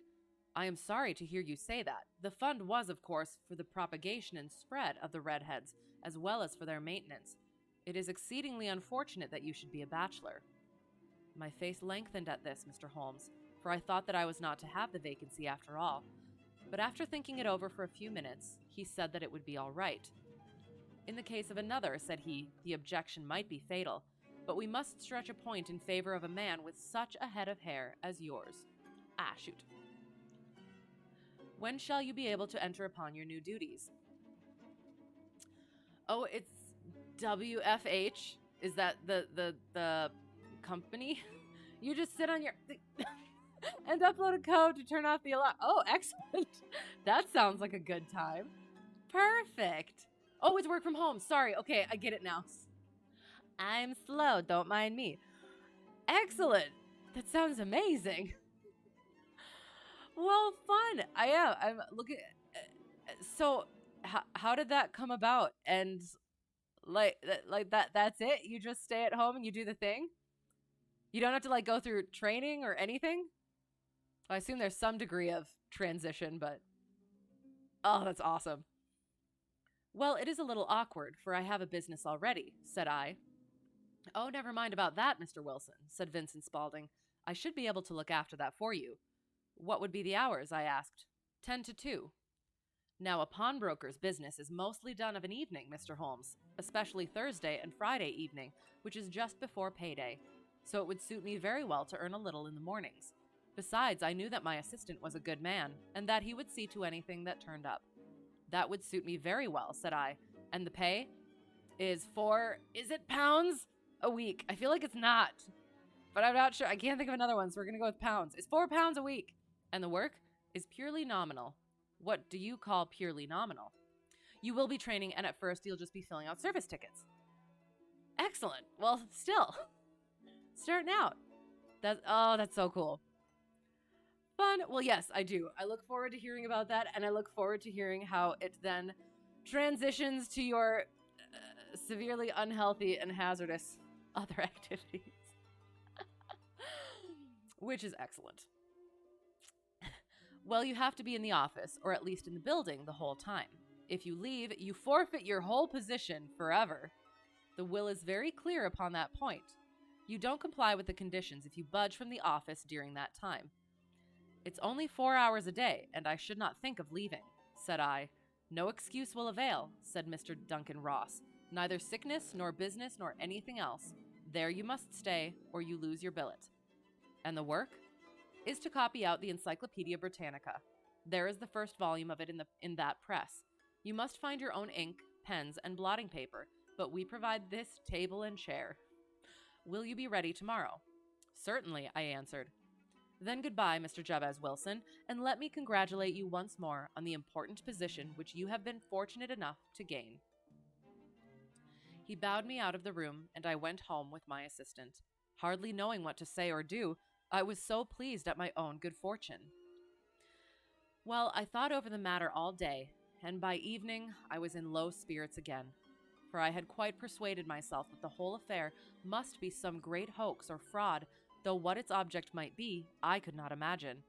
It seemed altogether past belief that anyone could make such a will, or that they would pay such a sum for doing anything so simple as copying out the Encyclopedia Britannica.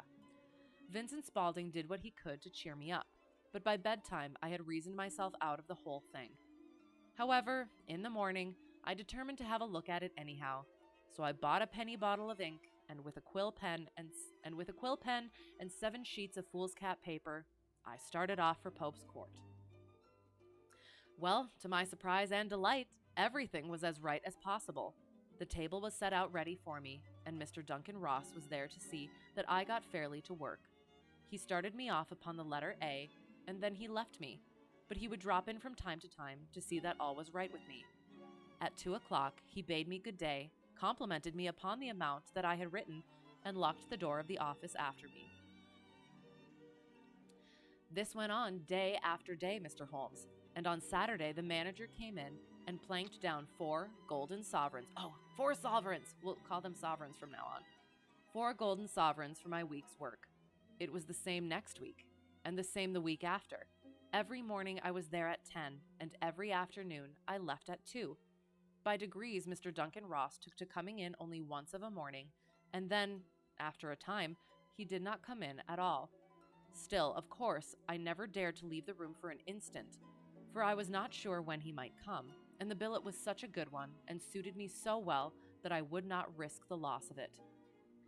8 weeks passed away like this, and I had written about abbots, and archery, and armor, and architecture, and Attica, and hoped with diligence that I might get onto the bees before very long. It cost me something in foolscap, and I had pretty nearly filled a shelf with my writings. And then suddenly the whole business came to an end. To an end? Yes, sir. And no later than this morning. I went to my work as usual at 10 o'clock, but the door was shut and locked, with a little square of cardboard hammered onto the middle of the panel with a tack. Here it is, and you can read for yourself. He held up a piece of white cardboard about the size of a sheet of notepaper. It read in this fashion: "The Red-Headed League is dissolved. October 9, 1890. Oh no! It's always too good to be true. Sherlock Holmes and I surveyed this curt announcement and the rueful face behind it, until the comical side of the affair so completely overtopped every other consideration that we both burst out into a roar of laughter. I cannot see that there is anything very funny, cried our client, flushing up to the roots of his flaming head. If you can do nothing better than laugh at me, I can go elsewhere. No, no, cried Holmes, shoving him back into the chair from which he had half risen. I really wouldn't miss your case for the world. It is most refreshingly unusual, but there is, if you will excuse my saying so, something just a little funny about it. Pray, what steps did you take when you found the card upon the door? I was staggered, sir. I did not know what to do. Then I called at the offices round, but none of them seemed to know anything about it. Finally, I went to the landlord, who is an accountant living on the ground floor, and I asked him if he could tell me what had become of the Red-Headed League. He said that he had never heard of any such body. Then I asked him who Mr. Duncan Ross was. He answered that the name was new to him. Well, said I, the gentleman at number 4. What, the red-headed man? Yes. Oh, said he, his name was William Morris. He was a solicitor and was using my room as a temporary convenience until his new premises were ready. He moved out yesterday. Interesting. Where could I find him? Oh, at his new offices. He did tell me the address. Yes, 17 King Edward Street, near St. Paul's. I started off, Mr. Holmes, but when I got to that address, it was a manufactory of artificial kneecaps, and no one in it had ever heard of either Mr. William Morris or Mr. Duncan Ross. And what did you do then? Asked Holmes. I went home to Saxe-Coburg Square, and I took the advice of my assistant, but he could not help me in any way. He could only say that if I waited, I should hear by post. But that was not quite good enough, Mr. Holmes. I did not wish to lose such a place without a struggle, so, as I had heard that you were good enough to give advice to poor folk who were in need of it, I came right away to you. And you did very wisely, said Holmes. Your case is an exceedingly remarkable one, and I shall be happy to look into it. From what you have told me, I think that it is possible that graver issues hang from it than might at first sight appear. Ooh, interesting. I cannot see that there is anything very funny, cried our client, flushing to the roots of his flaming head. Never said that. Did it? Hang on.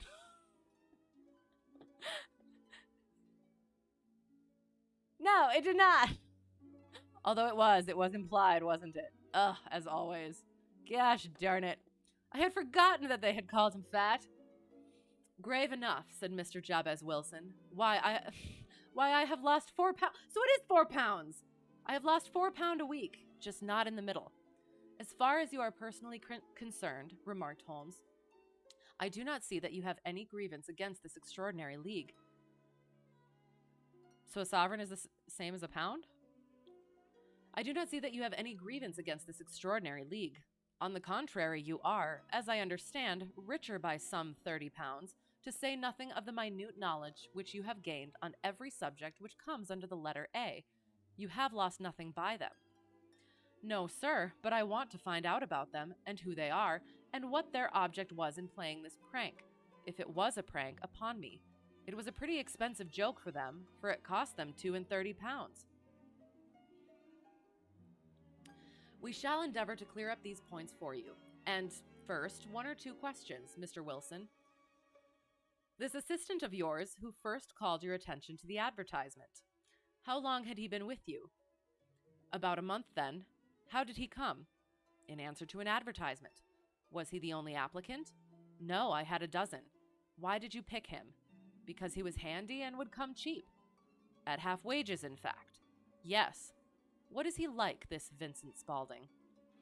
Small, stout built, very quick in his ways, no hair on his face, though he's not short of 30, has a white splash of acid upon his forehead. Holmes sat up in his chair in considerable excitement. I thought as much, said he. Have you ever observed that his ears are pierced for earrings? Yes, sir. He told me that a gypsy had done it for him when he was a lad. Said Holmes, sinking back in deep thought. He is still with you? Oh, yes, sir. I have only just left him. And has your business been attended to in your absence? Nothing to complain of, sir. There's never very much to do of a morning. That will do, Mr. Wilson. I shall be happy to give you an opinion upon the subject in the course of a day or two. Today is Saturday, and I hope that by Monday we may come to a conclusion. Well, Watson, said Holmes when our visitor had left us, what do you make of it all? I make nothing of it, I answered frankly. It is a most mysterious business. As a rule, said Holmes, the more bizarre a thing is, the less mysterious it proves to be. It is your commonplace, featureless crimes which are really puzzling, just as a commonplace face is the most difficult to identify. But I must be prompt over this matter.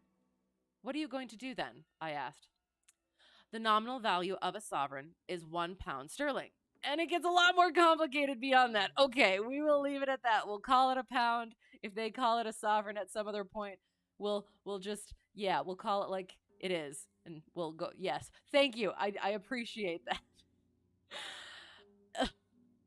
Always does. Always gets so complicated beyond that. Ugh. Why does everything have to be so complicated? What are you going to do then? I asked. To smoke, he answered, of course. It is quite a 3-pipe problem, and I beg that you won't speak to me for 50 minutes.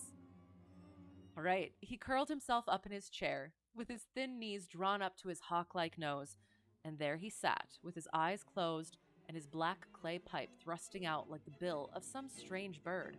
I had come to the conclusion that he had dropped asleep, and indeed was nodding himself, when he suddenly sprang out of his chair with the gesture of a man who has made up his mind, and put his pipe down upon the mantelpiece.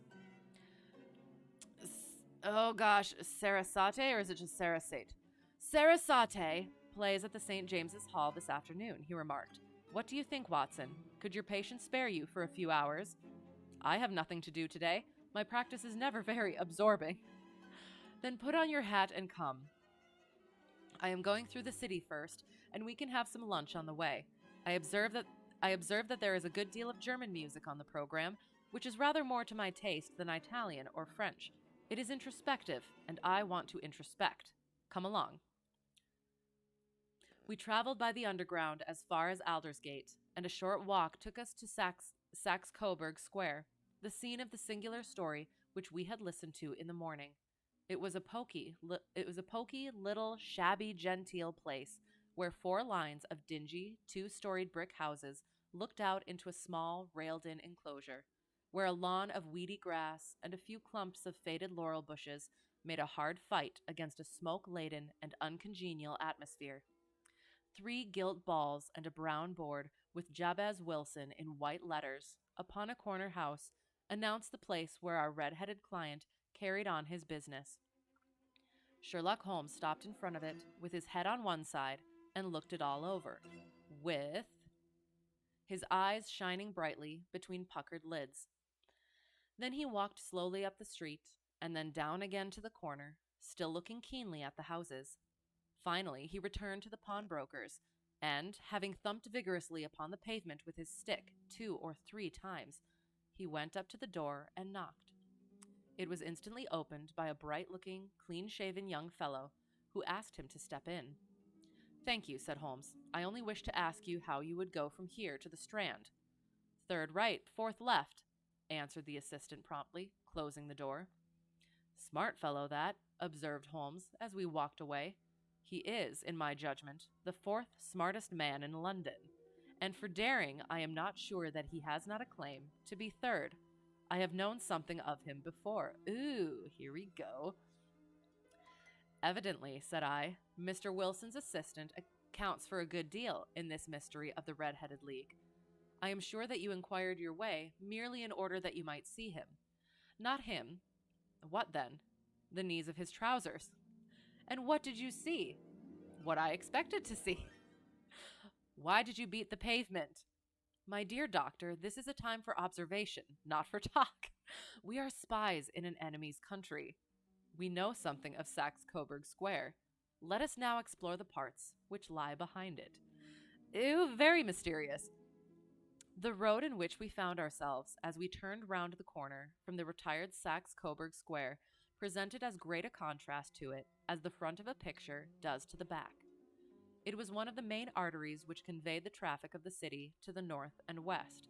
The roadway was blocked with the immense stream of commerce flowing in a double tide inward and outward, while the footpaths were black with the hurrying swarm of pedestrians. It was difficult to realize as we looked at the line of fine shops and stately business premises that they really abutted on the other side upon the faded and stagnant square which we had just quitted. Let me see, said Holmes, standing at the corner and glancing along the line. I should like just to remember the order of the houses here. It is a hobby of mine to have an exact knowledge of London. There is Mortimer's, the tobacconist. Let me try that again. There is Mortimer's, the tobacconist, the little newspaper shop, the Coburg branch of the City and Suburban Bank, the vegetarian restaurant, and McFarland's carriage building depot. That carries us right on to the other block.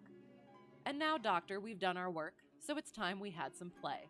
A sandwich and a cup of coffee, and then off to violin land, where all is sweetness and delicacy and harmony, and there are no red-headed clients to vex us with their conundrums. My friend was an enthusiastic musician, being himself not only a very capable performer, but a composer of no ordinary merit.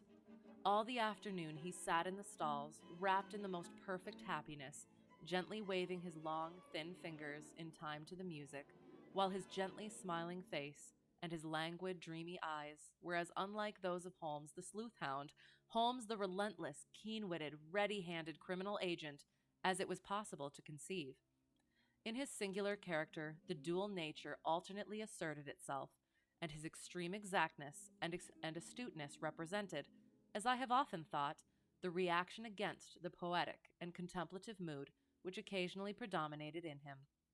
The swing of his nature took him from extreme languor to devouring energy, and, as I knew well, he was never so truly formidable as when, for days on end, he had been lounging in his armchair amid his improvisations and his black-letter editions. Then it was that the lust of the chase would suddenly come upon him, and that his brilliant reasoning power would rise to the level of intuition, until those who were unacquainted with his methods would look askance at him as on a man whose knowledge was not that of other mortals. When I saw him that afternoon so enwrapped in the music at St. James's Hall, I felt that an evil time might be coming upon those whom he had set himself to hunt down. That is ominous. I love the contrast between the nice, beautiful, peaceful music to that. You want to go home, no doubt, Doctor, he remarked as we emerged. Yes, it would be as well. And I have some business to do which will take some hours. This business at Coburg Square is serious. Why serious? A considerable crime is in contemplation. I have every reason to believe that we shall be in time to stop it. But today, being Saturday, rather complicates matters. I shall want your help tonight. At what time? 10 will be early enough. I shall be at Baker Street at 10. And there's no brakes. Very well. And I say, Doctor, there may be some little danger, so kindly pack that heat. So kindly put your army revolver in your pocket. He waved his hand, turned on his heel, and disappeared in an instant among the crowd. Yes! Here we go! I trust that I am not more dense than my neighbors, but I was always oppressed with a sense of my own stupidity in my dealings with Sherlock Holmes. Here I had heard what he had heard, I had seen what he had seen, and yet, from his words, it was evident that he saw clearly not only what had happened, but what was about to happen, while to me the whole business was still confused and grotesque. As I drove home to my house in Kensington, I thought over it all, from the extraordinary story of the red-headed copier of the encyclopedia down to the visit to Saxe-Coburg Square and the ominous words with which he had parted from me. What was this nocturnal expedition, and why should I go armed? Where were we going, and what were we to do? I had the hint from Holmes that this smooth-faced pawnbroker's assistant was a formidable man, a man who might play a deep game. I tried to puzzle it out, but gave it up in despair and set the matter aside until night should bring an explanation. It was 9:15 when I started from home and made my way across the park, and so through Oxford Street to Baker Street. 2 hansoms were standing at the door, and as I entered the passage, I heard the sound of voices from above. On entering his room, I found Holmes in animated conversation with 2 men, one of whom I recognized as Peter Jones, the official police agent, while the other was a long, thin, sad-faced man with a very shiny hat and oppressively respectable frock coat. "Ha! Our party is complete," said Holmes, buttoning up his pea jacket and taking his heavy hunting crop from the rack. "Watson, I think you know Mr. Jones of Scotland Yard. Let me introduce you to Mr. Merryweather, who is to be our companion in tonight's adventure." "We're hunting in couples again, Doctor, you see," said Jones in his consequential way.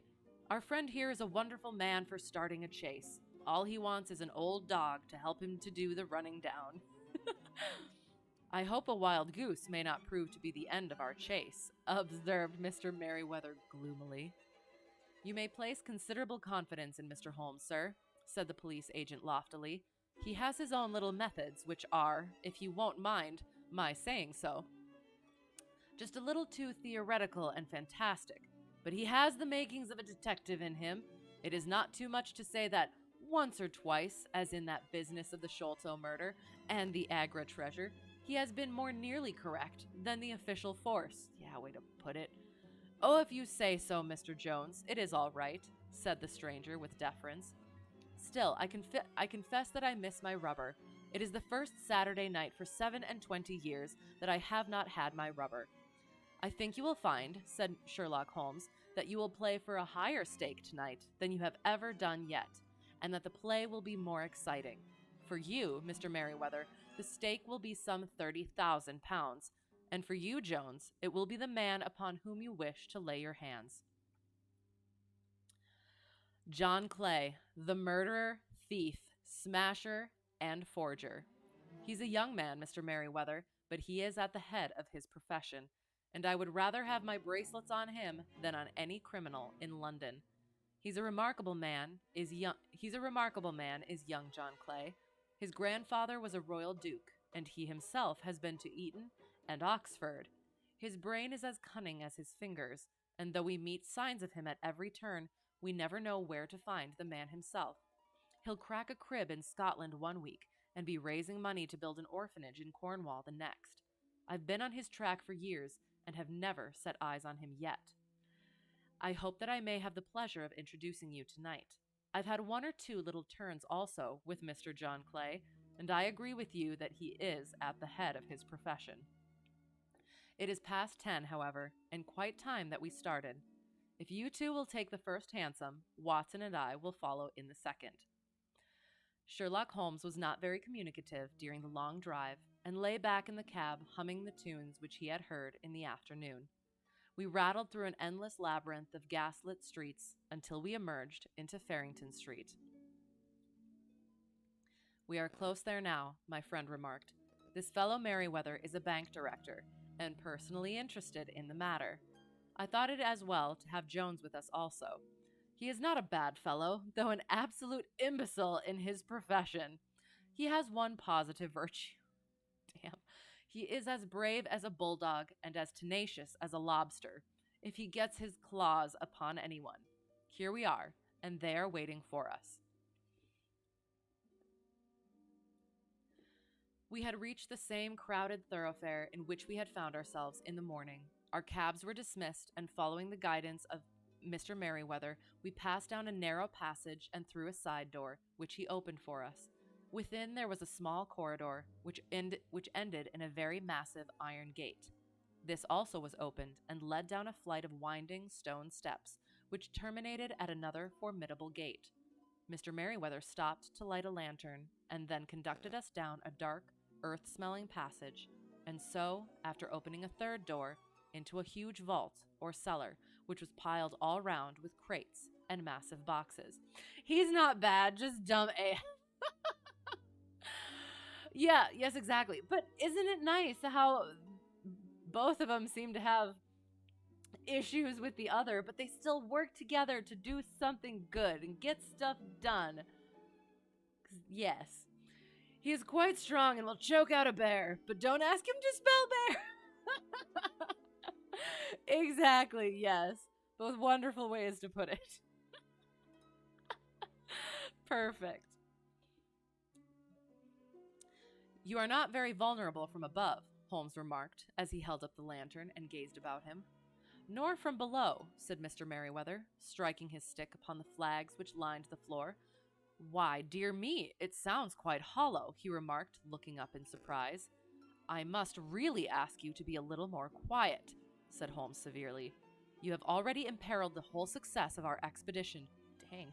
Might I beg that you would have the goodness to sit down upon one of those boxes and not to interfere? Been told. The solemn Mr. Merriweather perched himself upon a crate with a very injured expression upon his face, while Holmes fell upon his knees upon the floor and, with the lantern and a magnifying lens, began to examine minutely the cracks between the stones. A few seconds sufficed to satisfy him, for he sprang to his feet again and put his glass in his pocket. Oops. We have at least an hour before us, he remarked, for they can hardly take any steps until the good pawnbroker is safely in bed. Then they will not lose a minute, for the sooner they do their work, the longer time they will have for their escape. We are at present, Doctor, as no doubt you have divined, in the cellar of the city branch of one of the principal London banks. Mr. Merriweather is the chairman of directors, and he will explain to you that there are reasons why the more daring criminals of London should take a considerable interest in this cellar at present. It is our French gold, whispered the director. We have had several warnings that an attempt might be made upon it. Your French gold? Yes, we had occasion some months ago to strengthen our resources and borrowed for that purpose 30,000 Napoleons from the Bank of France. It has become known that we have never had occasion to unpack the money and that it is still lying in our cellar. The crate upon which I sit contains 2,000 Napoleons packed between layers of lead foil. Our reserve of bullion is much larger at present than is usually kept in a single branch office, and the directors have had misgivings upon the subject. Which were very well justified, observed Holmes, and now it is time that we arranged our little plans. I expect that within an hour matters will come to a head. In the meantime, Mr. Merriweather, we must put the screen over that dark lantern. And sit in the dark. I am afraid so. I had brought a pack of cards in my pocket, and I thought that, as we were a partie carré, you might have your rubber after all. But I see that the enemy's preparations have gone so far that we cannot risk the presence of a light. And first of all, we must choose our positions. These are daring men, and though we shall take them at a disadvantage, they may do us some harm unless we are careful. I shall stand behind this crate, and do you conceal yourselves behind those. Then, when I flash a light upon them, close in swiftly. If they fire, Watson, have no compunction about shooting them down. Oh, it's coming. I do want to look up what that... Partie carré. But what does it mean? What does it all mean, Basil?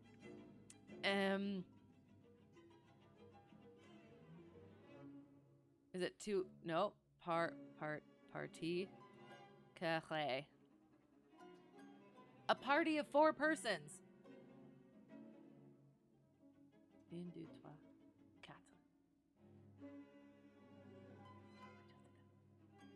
I don't think that's French then.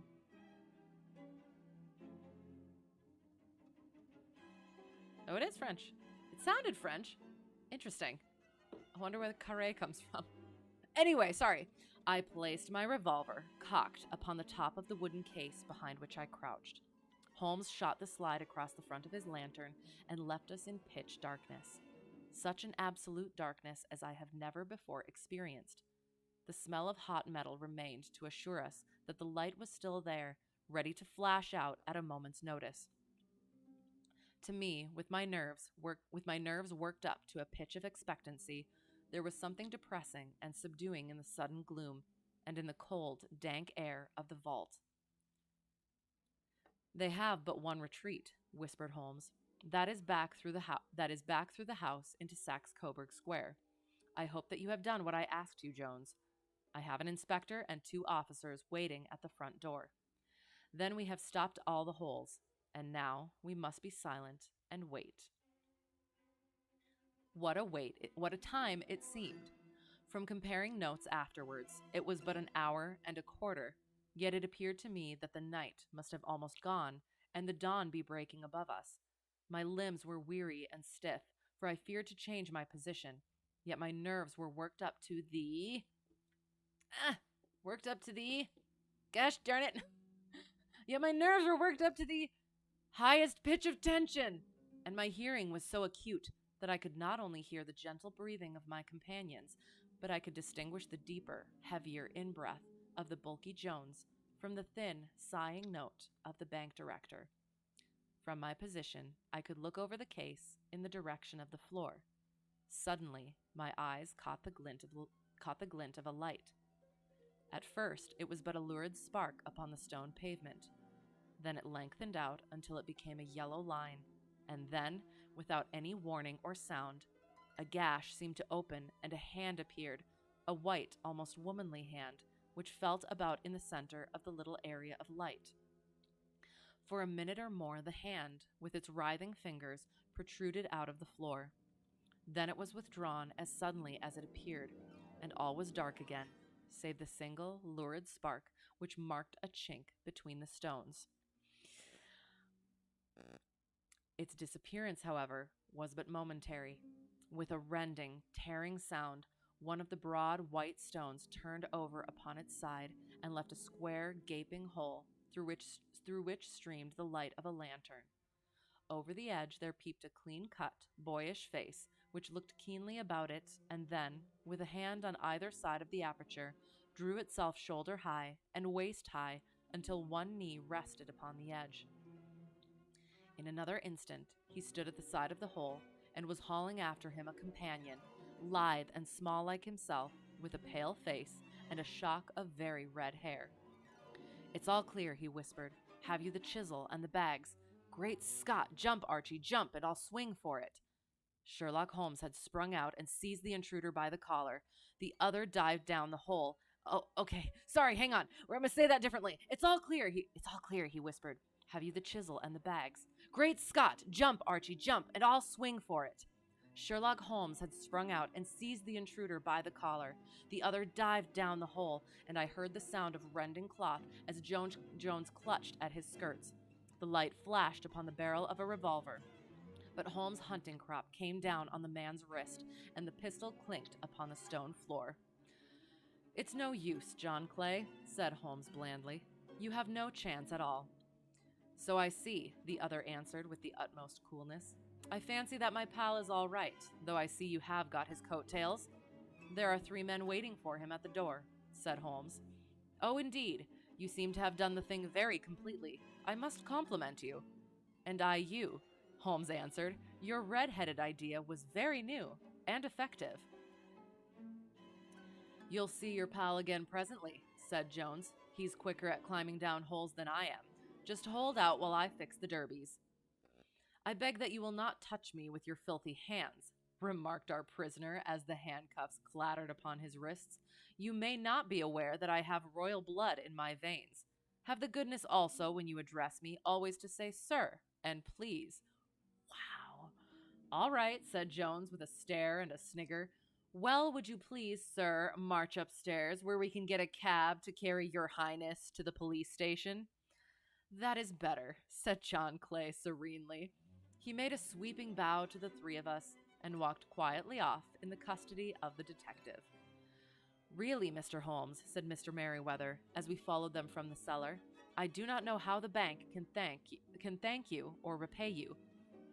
There is no doubt that you have detected and defeated, in the most complete manner, one of the most determined attempts at bank robbery that have ever come within my experience. I have had one or two little scores of my own to settle with Mr. John Clay, said Holmes. I have been at some small expense over this matter, which I shall expect the bank to refund, but beyond that, I am amply repaid by having had an experience which is in many ways unique, and by hearing the very remarkable narrative of the Red-Headed League.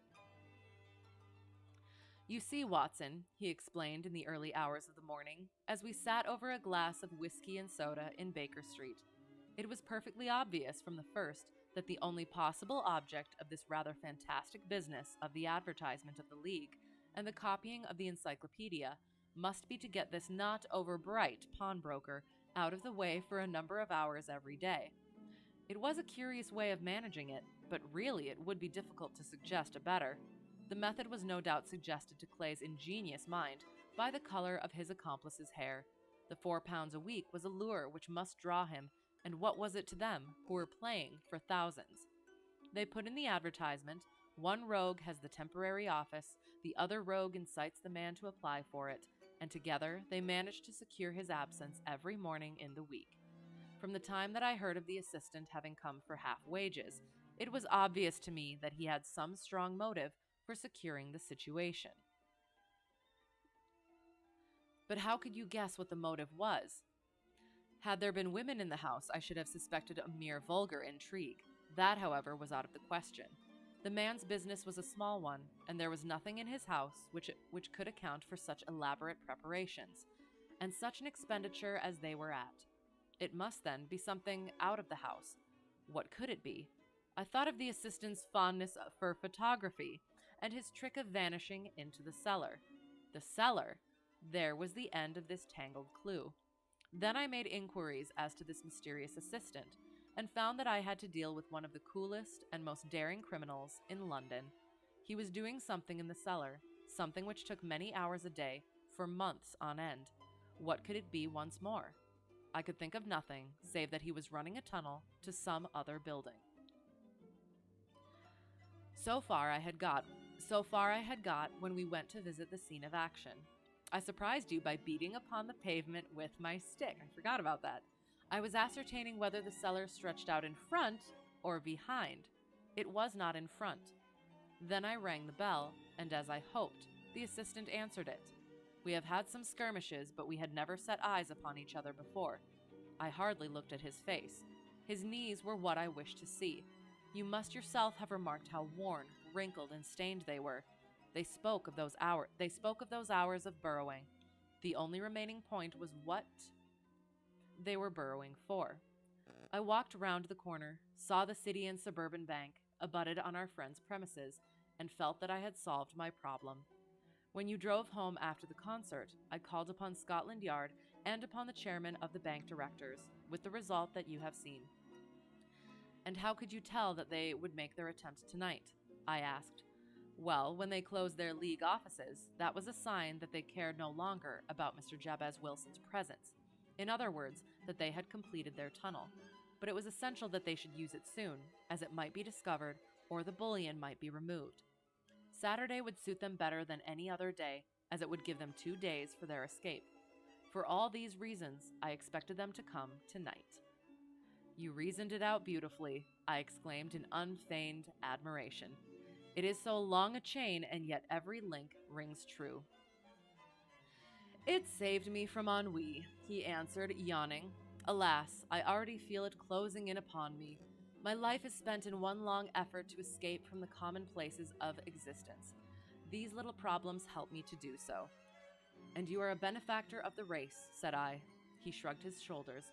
Well, perhaps, after all, it is of some little use, he remarked. L'homme c'est rien, l'heure c'est tout. I tried. The man that is rich? The something is all. As Gustave Flaubert wrote to George Sand. We'll find that out. We'll get that quick. Hang on. Man, oh, sorry. Man is nothing. My bad. It's been a while. It's been a while. I'm sorry. Man is nothing. Work is everything. L'homme, man, c'est is rien, nothing. Le vrai, yes, work is all, everything. Excellent. Okay, so we'll try that again. He shrugged his shoulder. You are a benefactor of the race, said I. He shrugged his shoulders. Well, perhaps after all, it is of some little use, he remarked. Man is nothing. Work is everything, as Gustave Flaubert wrote to George Sand. End of The League of Red-Headed Gentlemen. Or the Red-Headed League. Is it just the Red-Headed League? I can't remember now. Hang on. I thought it was... Oh, it's just the Red-Headed League. It's just the Red-Headed League. Sorry. Yes, there. That is the end. And it is, again, just the technicalities of the writing where it starts out, and I'll kind of contrast it to the other one, where this one, it started out as such sort of a funny business sort of thing, and it ended so potentially seriously, and like, it was like a small peek into what ended up being, it was like a termite, and then you pull the wood, and then all the termites sort of thing. Whereas like the other one, it was like, oh, it was a scandal. It's at the highest offices of Europe, or not offices, but yeah, it could take down one of the royal families or whatever. And then it just kind of ended so, like, it fizzled out, but not not with that connotation, if that makes sense. So yeah, and that's why that ability to, like, to go into and out of those different ways of writing in order to make different stories that are so good. On a side note, the Gustav recoilless rifle is a fun time. You have experience then? That sounds like, yeah, it does sound like a good time. And I realized, as I was reading this, the rants that I went on earlier about not going too far into lore and the whole fan pandering, the fan service sort of thing.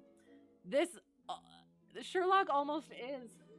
Because I said before, he, at some point he wanted to stop writing, but he kept writing anyway. But the quality never decreases. So again, it goes back to that intent. And I would say also the respect for the craft itself. Because even if he is giving the fans what they want, he's still going to, it's still under his control. He's the one writing it, for one. He has all the intricacies of the characters.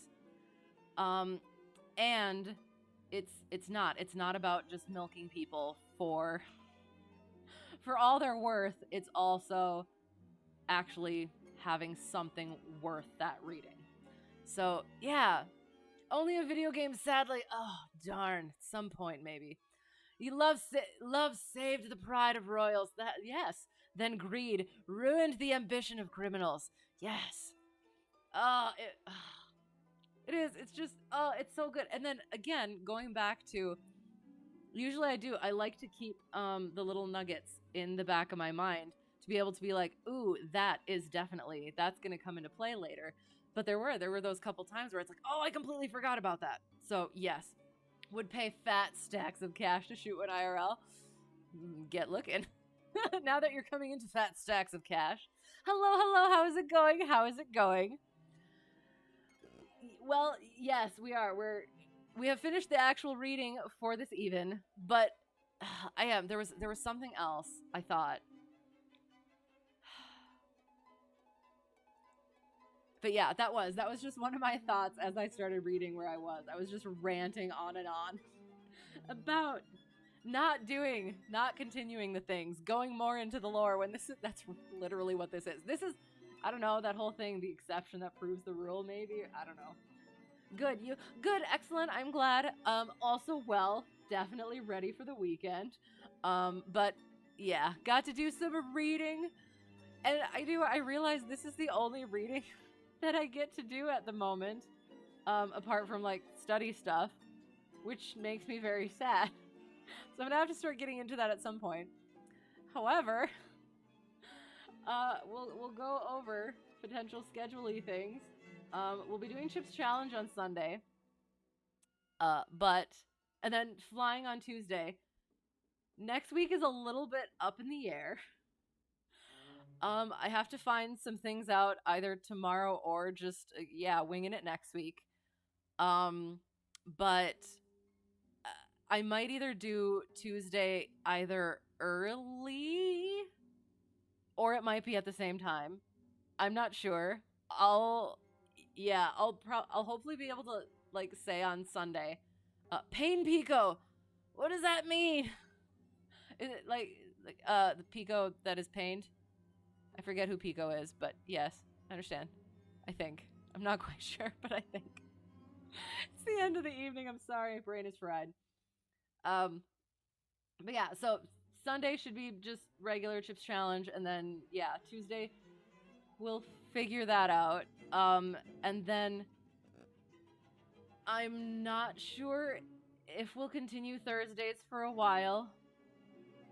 I kind of want to, but at the same time, it is. I'm coming up to my 250 hours, plus potentially my requirements very, very soon.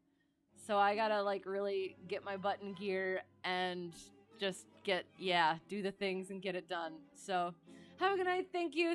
You as well. Thanks for being here. Looking forward to hearing when fan service becomes a thing. But yeah, so I don't know. Everything's just I have some things to figure out coming up here. So I do. I just want to.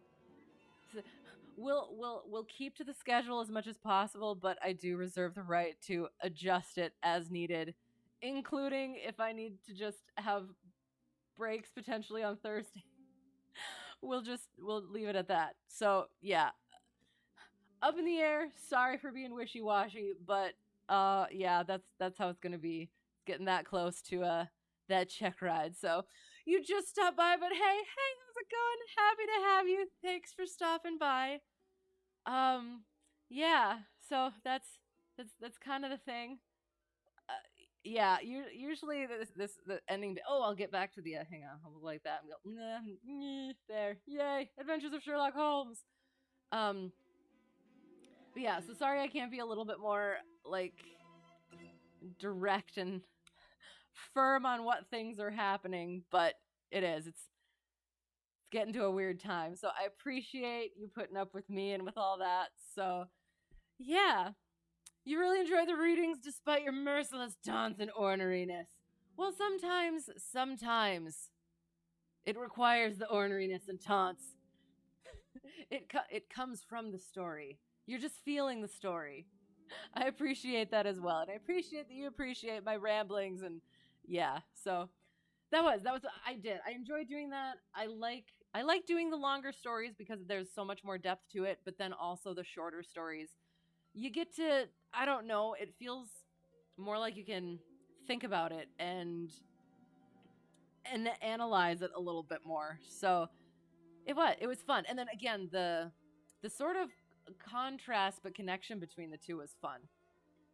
So yeah, going back to that going back to that whole like these were written in this time, as far as I'm aware, they were written in that order, so it kind of gives that entrance into the mindset of the author. So you just enjoy the savagery of calling everyone a fatty. Again, every time we do these, I'm always surprised at what the theme of the evening is. Never do I anticipate it. Is this a book flipping on its longitudinal axis? Or the fan of a jet engine? Oh, thank you for that. I appreciate that so much. It is a book flipping on its longitudinal axis. However, that fits so perfectly. I did that. I started streaming doing this, and that was like one of the first things I did. This was way-ish before even the flying thing was a thing, so it just works out perfectly. That makes me happy. Just another one of those synchronicities. So thank you for pointing it out. Cocaine and Savage remarks, as you do, as you do. Yes. Oh. So yes, so I guess that will. Oh, it is. It's a little bit earlier than usual, but we will call it there. Um, and I will hopefully get some sleep. Again, looking forward to the weekend, and looking forward to finding out what comes next. So, to whoever got lost and found their way here or found their way back, thank you so much for being here, for putting up with me, and especially my ramblings in the middle there of the things that I have lots of feelings about, and my inability to pronounce things. Yes, I do. I appreciate it. Thank you. And for your inputs as well. It is. It's always fun getting all that in there as well. So, yeah. I think that is it. Got over the schedule, and yeah, I think that's it. If I forgot anything, sorry, Brady's Bush, as always. But yeah, and as always, have a great whatever it's going to be for you, and until next time, thank you, and bye.